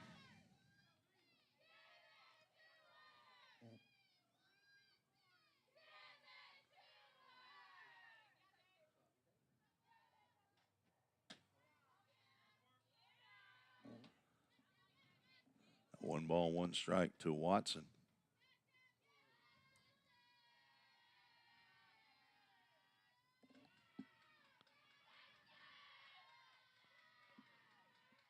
He's also Chattanooga Boyd Buchanan. Swings and foul tips that one into the glove.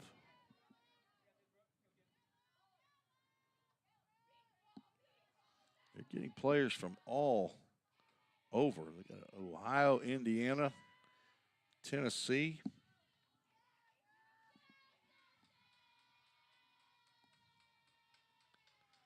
2 outs. Lady Pioneers need to stifle this would-be rally. They want to try to come back in this game. 7-2 is a score. 2 balls, 2 strikes, 2 outs. Wynn now moving a little bit over toward left field instead of straight out. Heading toward the Toyota of Gallatin scoreboard. I want to thank Toyota Gallatin for their support. That one's fouled over to the fire hall. Not sure if the guys are out catching some rays, watching some softball just to the right of the press box. Toyota Gallatin located right across the eastern entrance to Vol State. It's over where you go to the baseball field. Eric Carr, the general manager. Jake Thompson, the general sales manager. Thank them for their generosity. They got brand new scoreboards a couple of years ago here at softball complex, baseball complex, and the basketball gymnasium. Beautiful scoreboards. Get a hold of Toyota Gallatin at 615-230-9000. If you're looking for a new or used car, you can say, send me to Wayne Hobdy. My salesman over there sold me my Toyota Tundra. He also sold Christian Lynn his RAV4 that he just bought. Of course, they are neighbors, Wayne Hobdy and Johnny and Kimberly Lynn, I believe. That's what I heard. They're neighbors. If you need service on your vehicle, you can go see my friend Emily Smith. Tell her Tim Reese sent you, and she'll treat you right. 2-2 pitch, changed up. Just a hair down, and we'll have a full count. Ministries full count. Runners will be off with the pitch, or they should be. If they're not paying attention. 1 run already in the inning. Ground ball, that's going to get into center field for a base hit. 1 run will score. And the runners will be at first and second. Watson gets her 3rd RBI of the game on a single up the middle.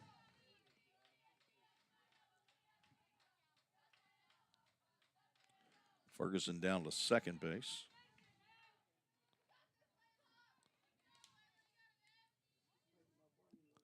Layla Turner, I guess now the new DP, stands in.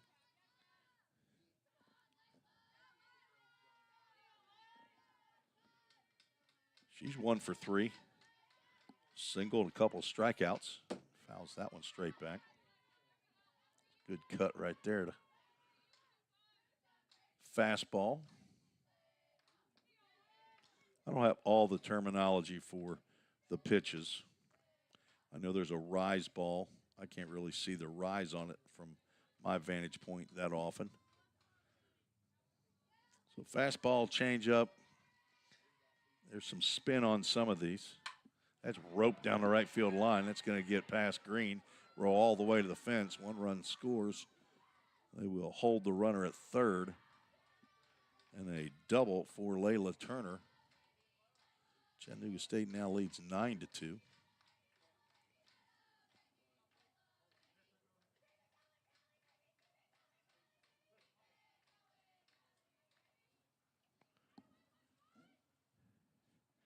Timeout called. Christian Lynn will come out, get the softball from, no, he won't. Laura Walker will hand it to the new pitcher, Cheris Nichols. We'll have a call to the bullpen. Cheris, a freshman from Clarksville High School in Clarksville, Tennessee, the home of Fort Campbell. She's a business major here at Vol State, the daughter of Curtis Millet Nichols. Sister to Emberly and Lovella. That's some great names. Cheris, Emberly, and Lovella.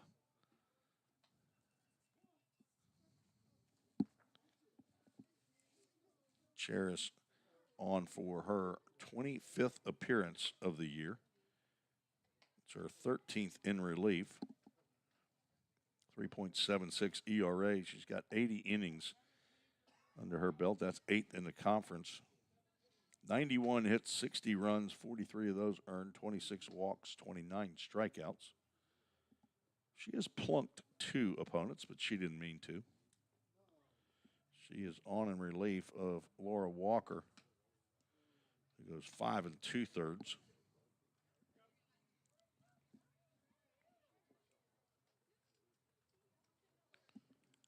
Runners on base are her responsibility.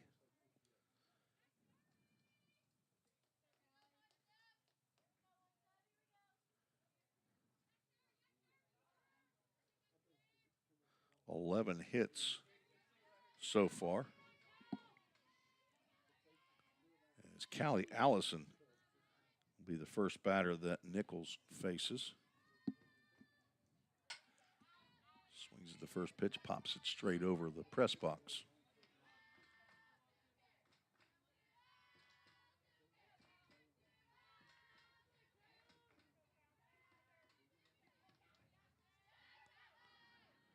Seven batters have come to the plate here in the 6th. 3 have touched home.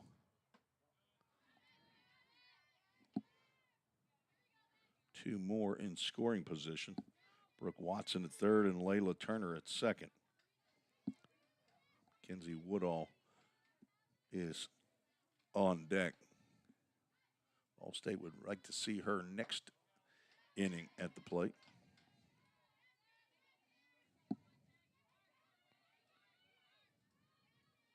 After a strikeout, Addison Keefe singled the left. Sacrifice bunt moved her to second, so 2 were out. Then single walk, single double. Scored 3 runs. RBI single by Cameron Radley, RBI single by Brooke Watson, and an RBI double by Layla Turner, who stands out at second base. Watching the action, 2 balls, 2 strikes to Allison, who's 1 for 2. Now let's get to a full count. Ministries full count. Runners should not be on the move here. There's not a runner at first base. Thank you for joining me on the Vol State Sports Network on YouTube today. It's a beautiful Sunday afternoon. Ball 4 as Nichols walks the first batter she faces. They're coming in relief of Laura Walker. Walker walked 2, struck out 6, did hit a batter.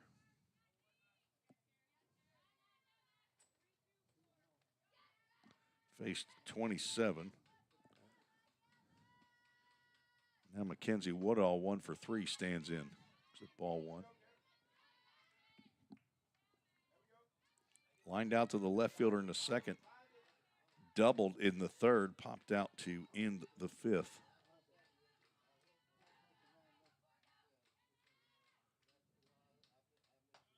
Nearly gets hit by that pitch, high and tight.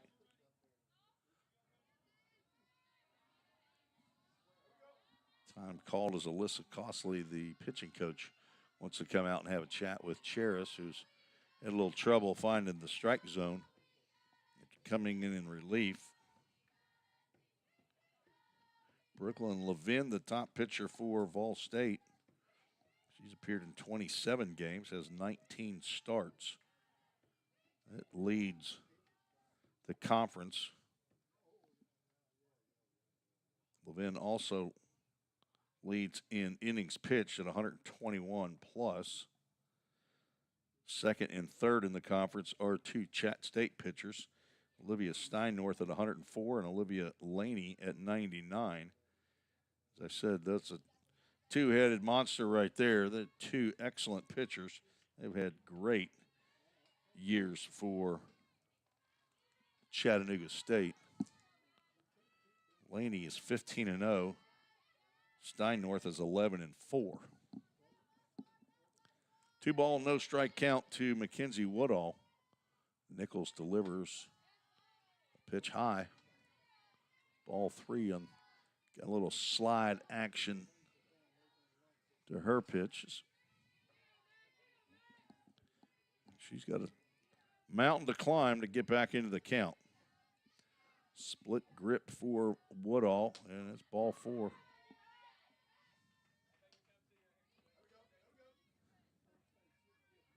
RBI, that run charged to Walker. Back-to-back walks by Nichols, the former Clarksville Wildcat. Watson comes in to score. Now, Gracie Petty, who started this inning off, will get another crack at it. Struck out looking. Nichols delivers another pitch high. Lydia Kirby now will try her luck and having a chat with Charis, Charis.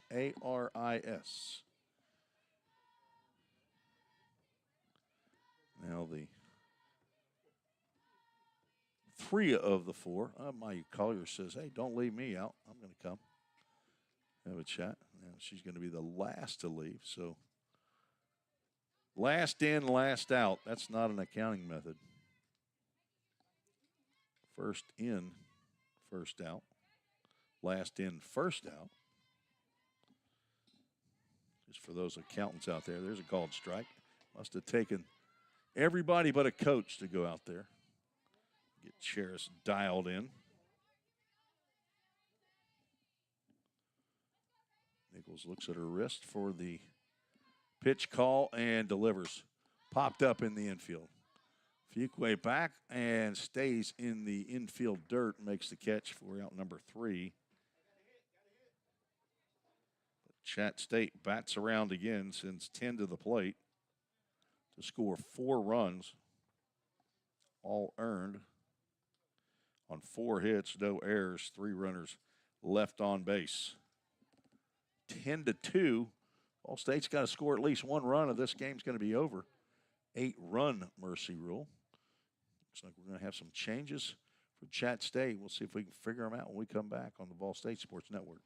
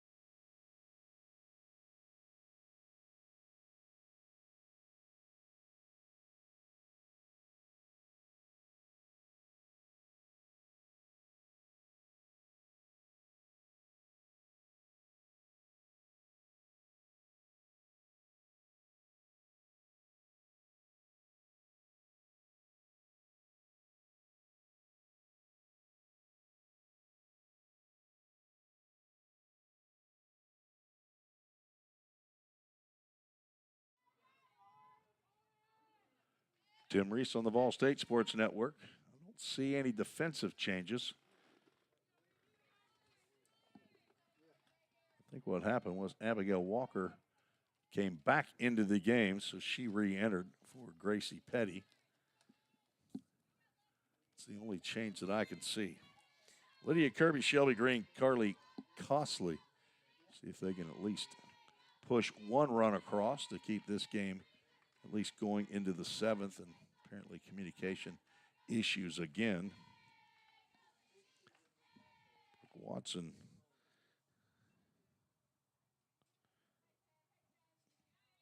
exchanges wristbands with Emily Marks, who's out to try to finish this one off. High fly ball to deep center field. Lydia Kirby has just kept Ball State in the game with a solo home run to begin the bottom of the 6th. Is Kirby's 11th of the year. RBI 79 as she and Shelby Green tap helmets. Solo home run for Lydia Kirby, the first team national All-American. He goes right down the pike to dead center field. The 3rd hit of the game. The first home run of the game. Well, Shelby takes a home run hack, comes up empty. Kirby now 1 for 3. Shelby Green looking for her first hit. Pop out and a strikeout. A monumental comeback. Ball State's got the studs to do it. They can hit.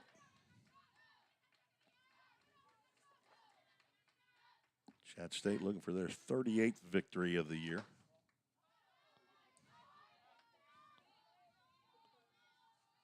They are undefeated in conference play. Again, if you're just joining me, this is not a conference game. This is out-of-conference action between Chat State and Vol State.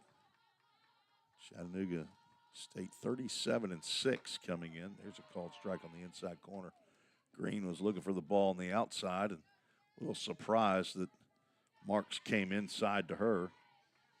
Shelby likes to get her arms extended. She has power to left center field.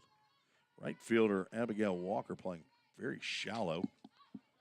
Shelby just gets a piece of that one. Stay in the count. Kind of surprising to me that there is a worn spot, so I assume that's the regular position for most right fielders, but she looks pretty shallow to me. Center fielder Briley Burns just a little bit to her right. On the right field side of center field.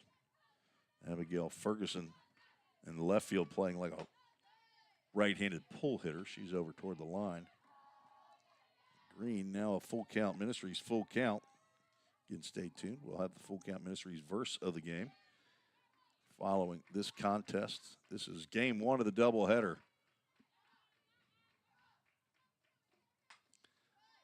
Out in front of that changeup, fouls it off the screen in front of the Chat State dugout. Thanks to Game Time Sports Field for the netting and padding, not only here at the Nichols Softball Complex, but also at the Tim Garrett Baseball Complex. Green saw a pitch right there that I think she could handle, maybe just a hair up. She swung underneath that one. Love Shelby Green's swing. She's got a beautiful swing. Stands a little bit in front of the plate. Marks has her sign and delivers. There's ball four. Green will reach on the walk. Fourth walk of the game by Emily Marks. Only her fourth start of the year. Sophomore from Plainfield, Indiana. I think we got a pinch hitter here. We do. This is Kendra McNeil. Takes a called strike.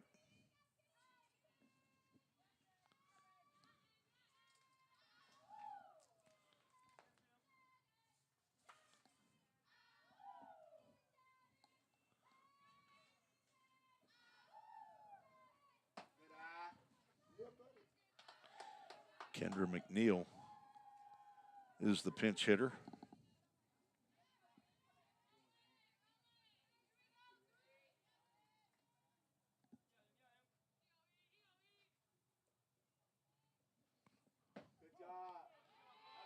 Looks at a strike on the knees in the outside corner.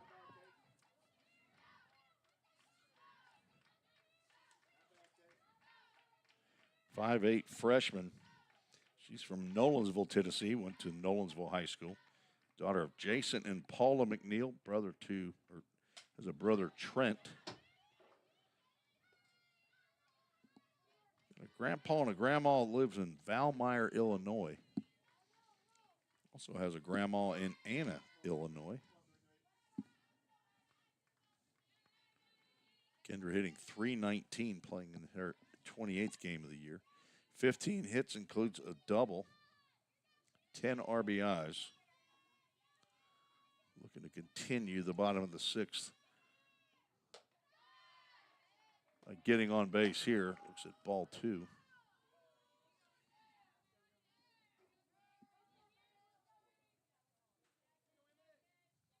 Like these red pinstripe uniforms Lady Pioneers wearing today.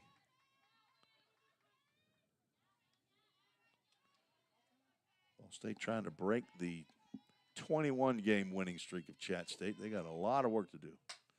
Popped up to the left side. Ferguson in. She's going to make the catch for the first down. Lydia Kirby started the inning off, and the first pitch she saw from Emily Marks drove it out of here to deep center field. Shelby Green walked, and now McNeil has flown out to left field. Caitlin Dillard stands in. On deck, Katie Robinson. So no power in the next 4 or 5 batters. And a faked throw to first. Shelby Green was ready for that, and she steals second. Pitch called a strike. So Green picks up a stolen base. Only her 8th of the year in 10 tries. State 140 stolen bases coming into today. They have 2, Fuquay with 1. Now, credit Shelby Green with 1. Now 142 as Dillard squares around the bunt. Pitches upstairs. That has everybody moving. Callie Allison, the first baseman. Now, Cameron Radley at second. Addison Keefe at short. Brooke Watson at third. And the batter squares around the bunt. Everybody moves. She does again. Right in front of the plate. It's going to be a tough play. Watson throws to first. Not in time to get the speedy All-State left fielder. She gets a base hit. Now runners at the corners brought to you by Line to Line and Game Time Sports Field. First hit of the game for Dillard. Brings up Katie Robinson. Green moves down to third. All-State got 2 hits in the 2-run third inning. Had been shut out for hits 4 other innings as Robinson cocks her head on that call. I think she agreed with that one. Robinson only 6 RBIs all year long. Slices that one foul. Nearly hit young man out there in a red shirt. Looks like they're playing some football.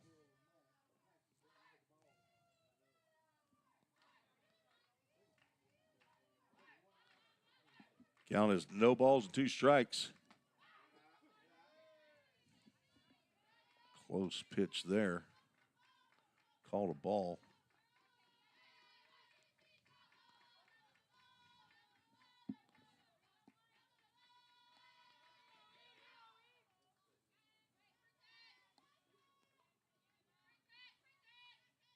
Marks delivers. Robinson fouls that one straight back.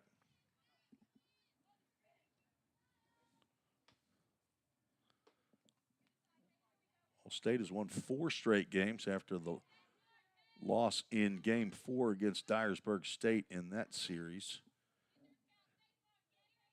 Played twice, 4 times in 1 week, 2 at home. Those were 2 wins against Dyersburg State, and then went to Dyersburg State on a Friday and split. 5-4 loss the last time they lost. Doubleheader wins against Southwest Tennessee, 13-2 and 14-1. And then Friday against Columbia State, scored 30 runs in 2 games, did not allow a run, 10-0 and 20-0.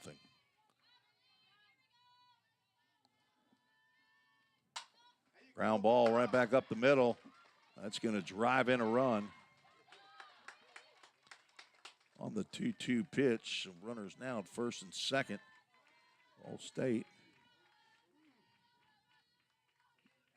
1 run closer, still down by 6, but they will get to play the 7th inning. Katie Robinson and Caitlin Dillard go back-to-back on hits. Brought to you by Hit After Hit. Lynn Pilkington, his group with Hit After Hit in Nashville, Tennessee. A sporting goods store there that supports Vol State baseball and softball. A meeting on the mound as the young lady from Savannah, Tennessee, Anna Harrison, sophomore, stands in.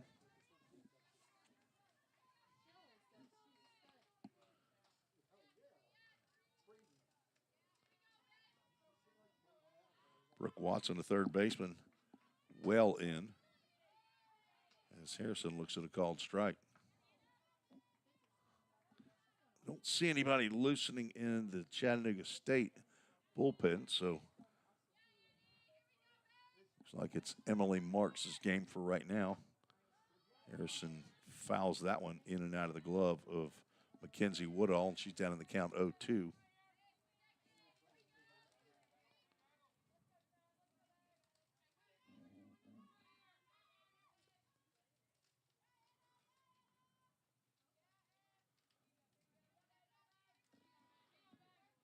Marks has her sign and delivers. It's high and away. Caitlin Dillard on second. Katie Robinson at first. They'll both play left field from time to time. Caitlin Dillard in that spot this game. It might change next game. Harrison fouls that pitch off.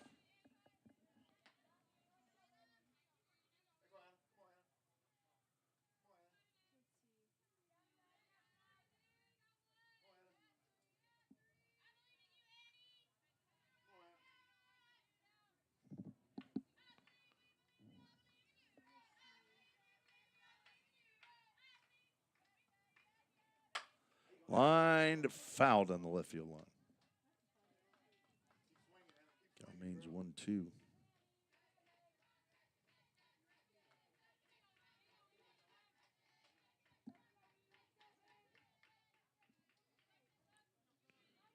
Quick check of the scores for the Lady Pioneers. It appears as though only twice that Ball State has given up 10 or more runs on the year. Outside corner, sniffed at it, and Harrison down looking. Tough pitch to hit, to be sure. Seventh strikeout for Marks. And now 2 outs. Back to the top of the order, Michaela Fuqua. They lost to Central Alabama, third game of the year, 13-10. Fuqua set a pitch low and outside in the dirt.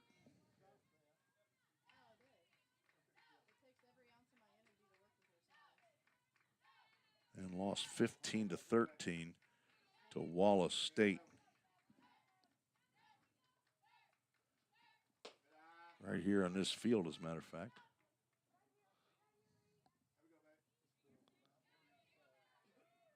But then came back and won 3-1 back on March 11th. Have given up 8 and 9 runs a couple times.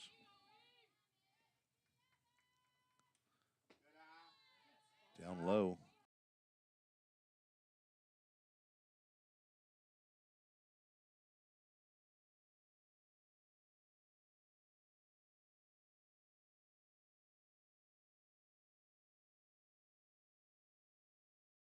Brett to hit the ball out of the park at all. That one's in there for a called strike. Kind of surprised the center fielder, Briley Burns, is playing her as straight away as she is, as well as Abby Walker out in right field. She's playing straight away in right field. Ball 4, Fuqua walks again.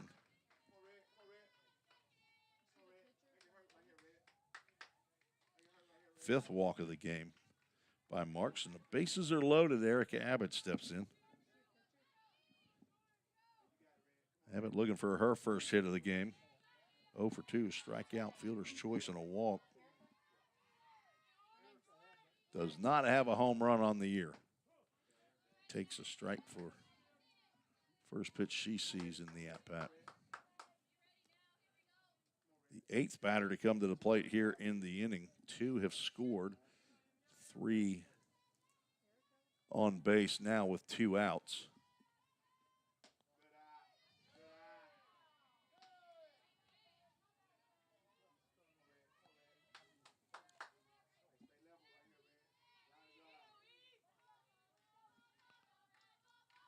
opportunity for Abbott to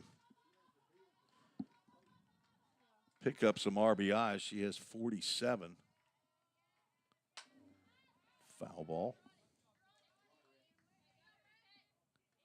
A little behind that pitch. Ferguson playing her pretty close to the fair line down the left field line. Again, Burns, the center fielder, playing straight away. Walker, the right fielder, playing just a hair toward the fair line down the right field line. Abbott's got plenty of room in either alley. Woodall tried to frame that one. Does not get the call. The count goes 2 balls and 2 strikes.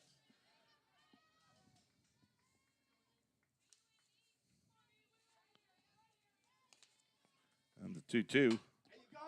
That's going to get into the left field. One run's going to score. They're going to try to score the second one. The throw is just inside the plate, and that is a 2-run single. And it's 10-6. Abbott moves down to second base on the throw to the plate. But she drives in 2. Michaela Fuqua ends up at third base. And Amaya Collier with a big fly right here could really change the dynamic of this game. Collier's been quiet. She's 0 for 3, and she is due. Emily Marks gotten her to pop out, strike out. She did reach on an error. The pitch is away. The opposing teams do not want this situation right here. Amaya Collier and Lydia Kirby back-to-back. 2 of the top hitters in the conference. Marks has had their number 5 out of 6 times. Oh, she had a pitch to hit there and waited back as long as she could, but pulls that one foul. Christian Lynn better be heads up down to third base. He's going to be sporting a Schinberger. I want to put some equipment on down there, Coach. 1 ball, 1 strike to Maya Collier.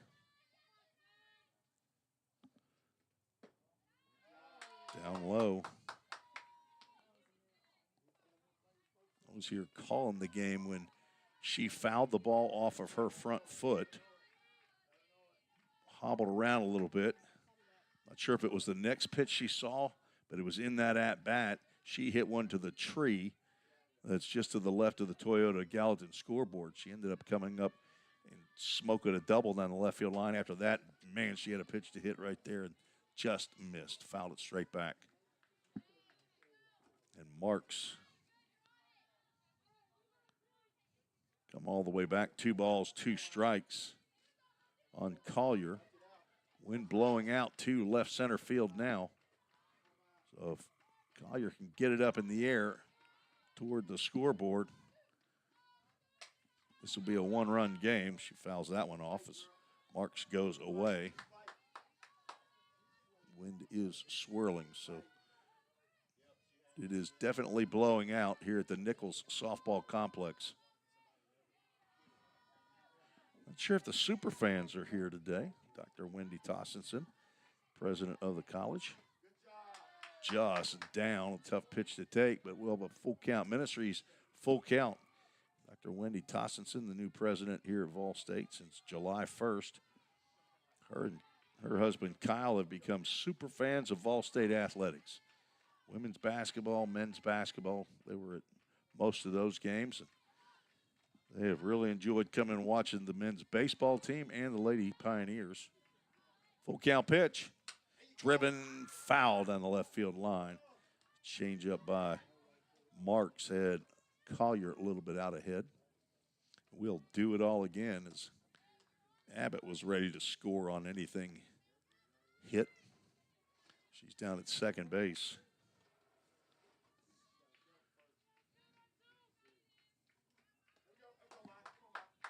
Collier has 14 home runs. That's second in the conference, even after missing over a month. Full count pitch. Fouled back.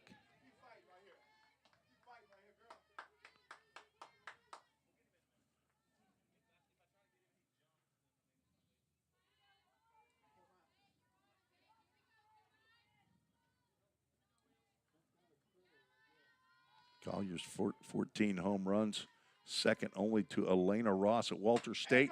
Make it 15 as she is at the top of the tree in left center field.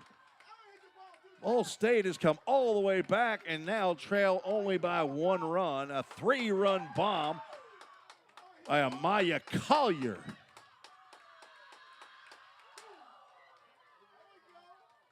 Whoops, let's get them all off of there. Get those runs on the board. A big hit as Vol State is now batted around. Lydia Kirby, who led this inning off with a solo home run, is going to face a new pitcher.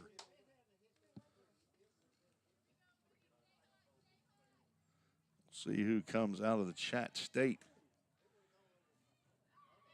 dugout. Pearl Davis appears to be the new pitcher, number 22. Maya Collier hit the longest home run I've ever seen hit here. I've only been calling for about 2.5 years, so it's not like it's a lot. Wind might have helped that a little bit, but she absolutely destroyed that pitch. Fuqua and Abbott come in to score ahead of Collier, her 15th of the year. She picks up RBIs 65, 66, and 67.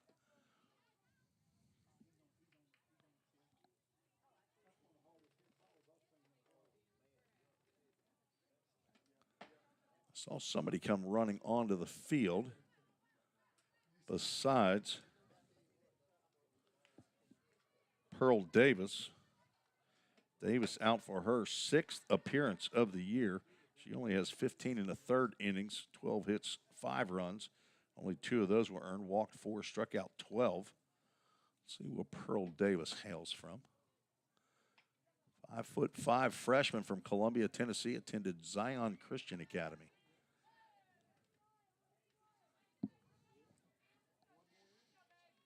Clutch hitting for the Lady Pioneers.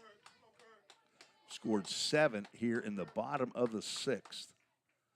And Lydia Kirby with a chance to tie it up with her 2nd home run in the inning.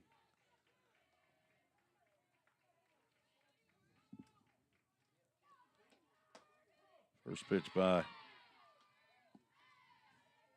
Davis, called a strike. Don't think that Lydia Kirby agreed with that.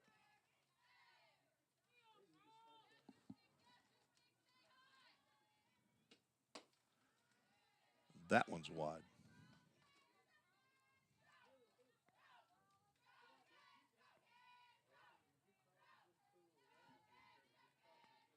Five hits in the inning for Vol State. 2 of them left the yard. 1 of them nearly left campus. Maya Collier hit one in the top of that tree out there in left center field, just to the left of the Toyota Gallatin scoreboard. Lydia Kirby hit one the top of the 2nd fence, pops that one up to the right side. That will get out of play. Cal moves to 2 balls and 2 strikes. She hit her 11th home run leading off this inning.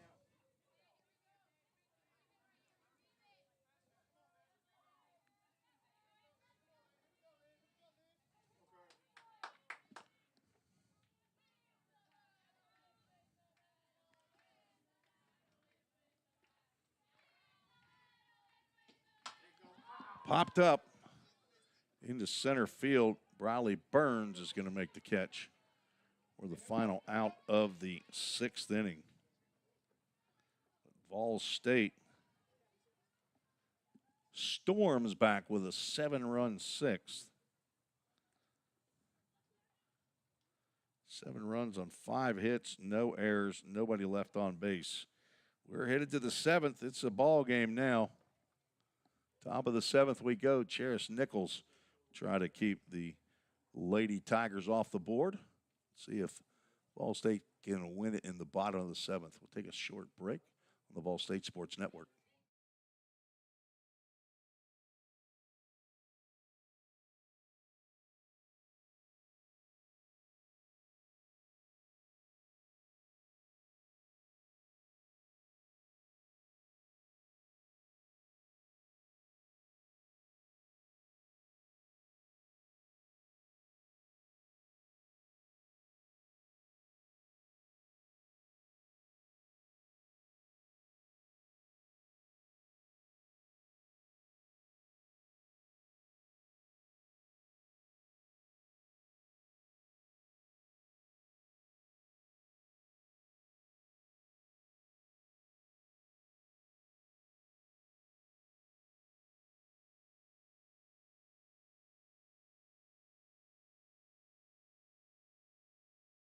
Nichols, she's going to face the top of the Chat State lineup. Addison Keefe, Briley Burns, Cameron Radley. They have 5 hits between the 3 of them. Only 1 in RBI, but they've scored 5 runs. A couple of left-handed hitters here in the top of the Chat State lineup.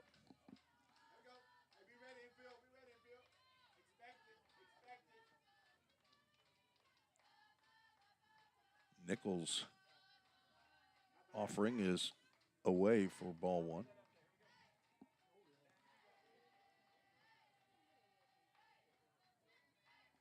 Chattanooga State had a 10-2 lead going into the bottom of the 6th. All they had to do was get 3 outs. That ball is smashed down the first baseline foul. Lydia Kirby led off the first pitch that she saw from Emily Marks. Deposited that off almost the top of the second fence out there in center field that basically guards the street incoming roadway here to Vol State. Picked up her 11th home run, but the big blow was a 3-run home run, the 15th of the year by Amaya Collier. As Nichols misses high and inside. Nichols on in relief of Laura Walker, who went 5 2/3 innings, gave up 11 hits, 10 runs, 7 of those on my score sheet were earned. 2 walks, 6 strikeouts, did plunk 1 batter, faced 27. Gave way to Cheris Nichols in the 6th. Ball 3, Nichols walked the first 2 batters she faced, then got a pop out for the final out with the bases loaded. Chat State has left 8 aboard here in the first 6 innings. Scored 1 in the 2nd, 5 in the 3rd, 4 in the 6th.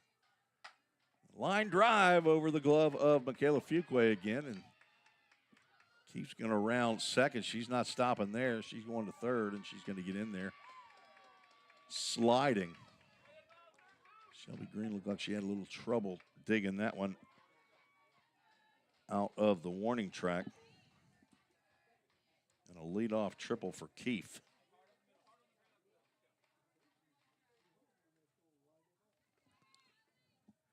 And Briley Burns steps to the plate. It is the 4th triple of the year for Addison Keefe, who came in tied for 7th in the conference. First hit off of Cheris Nichols. The infield is in for Vol State. Briley Burns 1 for 3, had a sac bunt. Bunting for a hit, but it laid one down right to Alyssa Costley, who has re-entered the game. She's at 3rd base.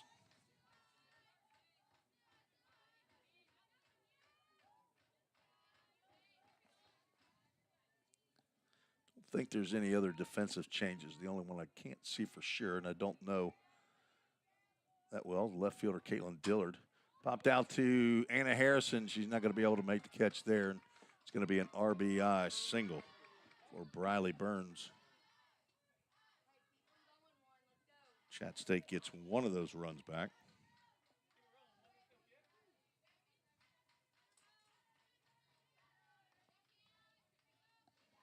Burns now 2 for 4. She picks up her 12th RBI. Cameron Radley, the 3rd hitter in the lineup, steps to the plate. In there for a called strike.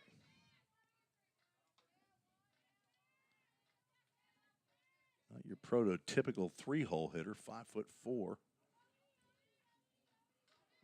She's 1 for 4 in this game, an RBI and a run scored. A couple of stolen bases. Swinging a foul back. The hit and run, you would assume, was on as the Burns was off with the pitch.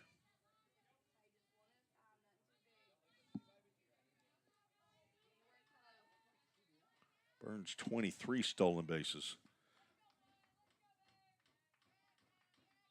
on the year.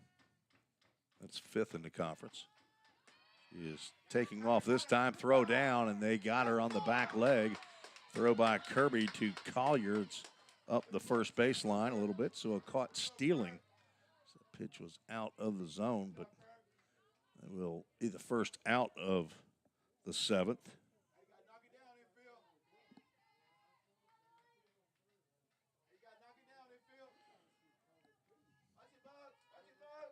Good throw by Kirby. She did not hesitate. Caught it and threw it from her knees. 1-2 pitch to Radley. She hit that before it hit her. On deck is Abby Ferguson. Radley, the 3rd hitter by average on Chat State at 398. Abby Ferguson came in with a 421. Addison Keefe, 412. Cameron Radley, 398. That's going to sneak up the middle as a hopped over Charis Nichols. Another base hit by the former Gallatin Lady Green Wave player. She replaces Briley Burns at first base. So 3 straight hits off of Charis Nichols brings up Abby Ferguson. She does not have a hit today. She's been hit. Reached on an error. Pops this one up on the right side. Shelby Green put the glove up and blocking the sun. She makes the catch for out number 2. Tough day here in game 1 for Abby Ferguson. She's now 0 for 3. She's also reached on a walk and a hit by pitch. Now Brooke Watson, who's 2 for 3, stands in. The Pioneers trying to come all the way back from a 10-8 deficit. Scored 7 in the bottom of the 6th. Have allowed 1 run here at the top of the 7th. Popped up. That's in shallow right field. It may be a tough play. Fuqua can't get it. Green picks it up. They're going to hold the runner at third base. That'll be a bloop single for Watson, her 3rd hit. Fuqua turned around and tried to catch that one in shallow right field, but could not get out there quick enough. 2 outs, runners at the corners. Layla Turner, who's 2 for 4. Bookend base hits. Single and a double in between, a couple strikeouts. Started to offer, but held up on the pitch high. See if Watson tries to take off for second. He does not have a stolen base attempt. Shot to Fuqua. She gloves, and she's going to side flip the Collier for out number 3. Hard hit ball, but one that Fuqua could handle. Will end the 7th. Ball State needs 2 to tie and 3 to walk it off. As Chat State scored 1 on 4 hits. Key caught stealing. Helped Vol State out. No errors and 1 runner left on base. On to the bottom of the 7th. Down by 2. Lady Pioneers will face Pearl Davis. We'll be right back.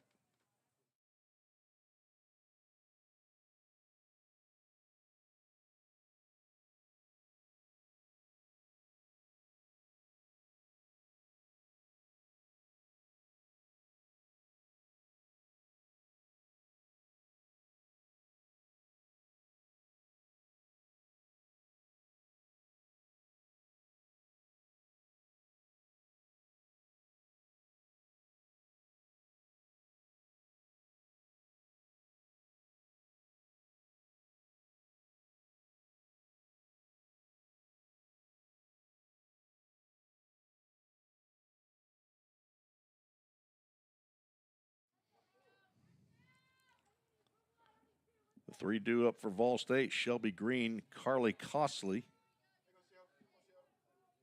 Caitlin Dillard. Sorry. Yes, Shelby Green, Carly Costley, Caitlin Dillard. Might have a pinch hitter in the on-deck circle. Not seen her number yet, but Green walked, swings at the first pitch. fouls it back.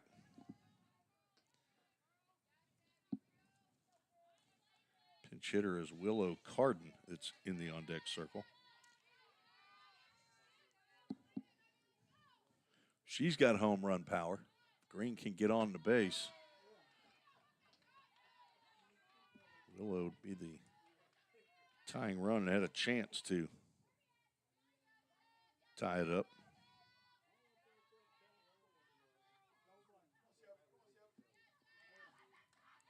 One pitch from Pearl Davis.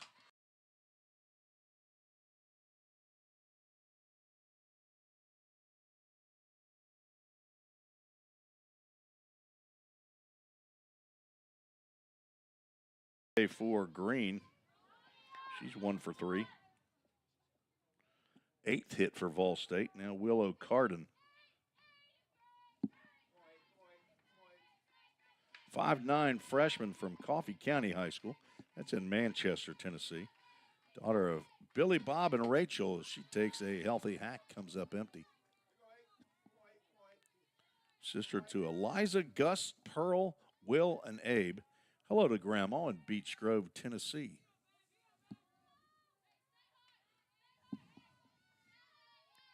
Carden hitting .284. Pops this one up. Might be playable for the catcher, as nobody is going to get that one. Third baseman Brooke Watson was coming in.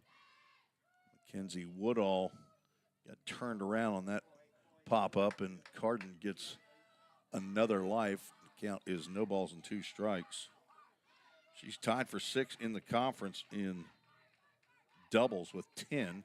She has 36 RBIs, playing in her 35th game. She has just struck out looking on 3 pitches.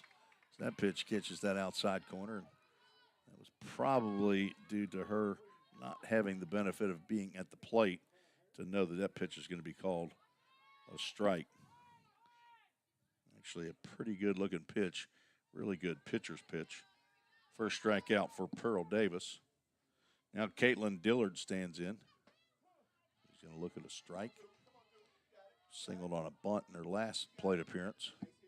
She's 1 for 3 with a run scored. Now Vol State going to have to put together some singles, it looks like. Foul tipped in and out of the glove of Woodall. Davis gets ahead of Dillard with Robinson, then Harrison due up. Don't know that there's any more home run power on the Vol State bench. 0-2 outside.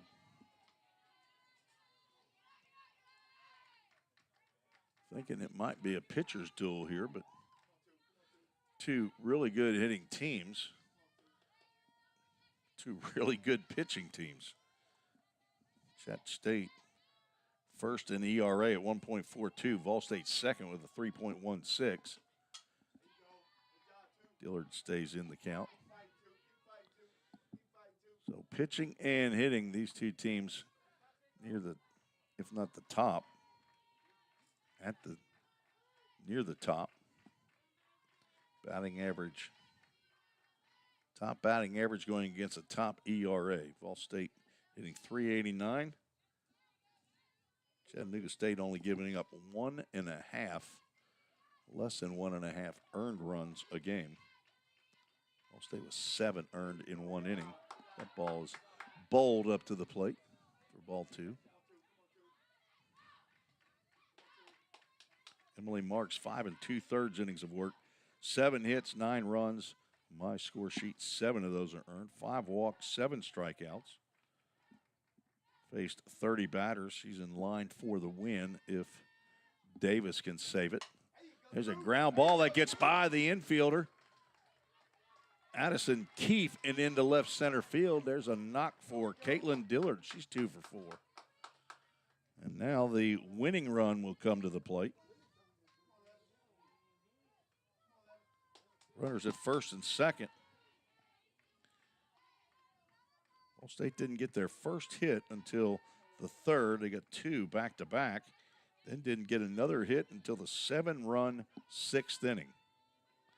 Katie Robinson stands in. Sees a pitch that whispers at the outside corner for a called strike. Maybe it caught the river between home plate and the line on the other batter's box.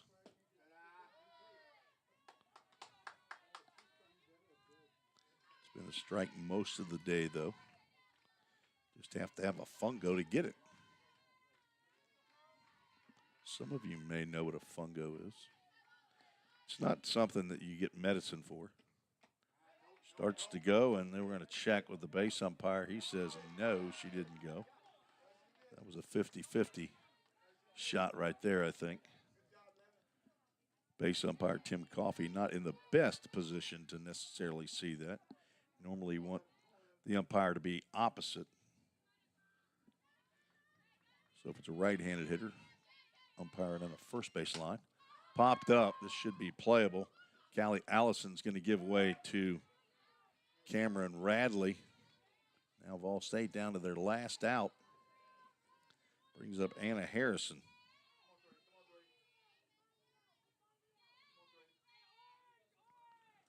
Two on, two out, bottom of the 7th. Lady Pioneers put a touchdown on the board in the 6th to get all the way back to 10-9. Chat State put one in the run column in the top of the 7th to take an 11-9 lead. One time had a 10-2 lead. Harrison's 1 for 3, singled and scored in the 3rd. Grounded back to the pitcher and then struck out looking to end, or in the 6th inning, not to end it. 1-0 is sliced foul.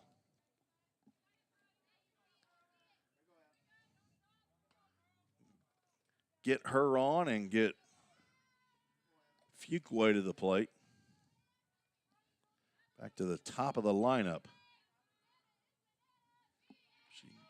Plenty of room up the middle as Keith, the shortstop, playing over toward third base.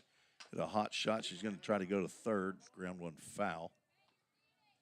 Problem with hitting a ground ball to the third baseman is Shelby Green has to get to third base as quickly as possible. You hit it too hard to Watson. All she's got to do is step on the base.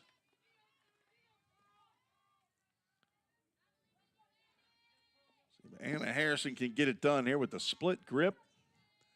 Sophomore from Savannah. Ground ball to short. They're going to go to first. And safe is Anna Harrison. Just beats that one out, an infield single. And the bases are loaded. Keith decided to go to first base on the throw. I'm not sure if she had. See if I can watch this on the replay as head coach Blythe Golden is out to have a chat with her infield. Might have had a play at second base. So I see the replay. Keith, I think Keith probably thought she got the runner there. While we have the timeout, we'll go ahead and get our Full Count Ministries verse of the game in. It's found in the book of Exodus. Chapter 14, verse 13. This is while God is delivering the people from the Egyptians. He said, don't be afraid. Moses is saying to the people, don't be afraid. Stand firm and you will see the deliverance the Lord will bring you today. The Egyptians you see today, you will never see again. That's pretty strong words right there, especially after being in captivity for 450 years. So that is the Full Count Ministries verse of the game, Exodus chapter 14, verse 13. So Michaela Fuquay steps to the plate. Tying run on at second base. A winning run at first base. Fuquay's walked the last two times she's come to the plate. She's 1 for 2, reached base all 3 times. Looks at a pitch down low.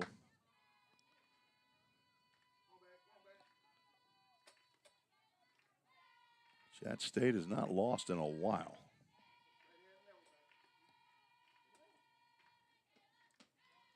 Ball 2.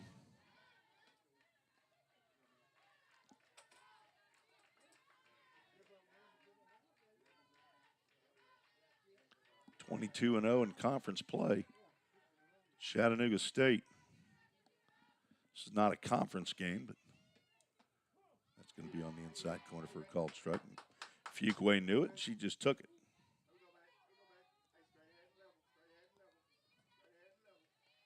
Their last loss was against Northwest Shoals Community College, 2-1 back on March the 11th. So over a month. 2-1 pitch. Strike 2 is Fuquay running the string out here. Bases loaded. 2 balls, 2 strikes, 2 outs. Ball State down by 2. Pearl Davis delivers. Popped up on the left side. Should be playable. On comes Ferguson to make the catch in foul territory. That will end the ball game. Lady Pioneers fall 2 runs short and drop this one 11-9.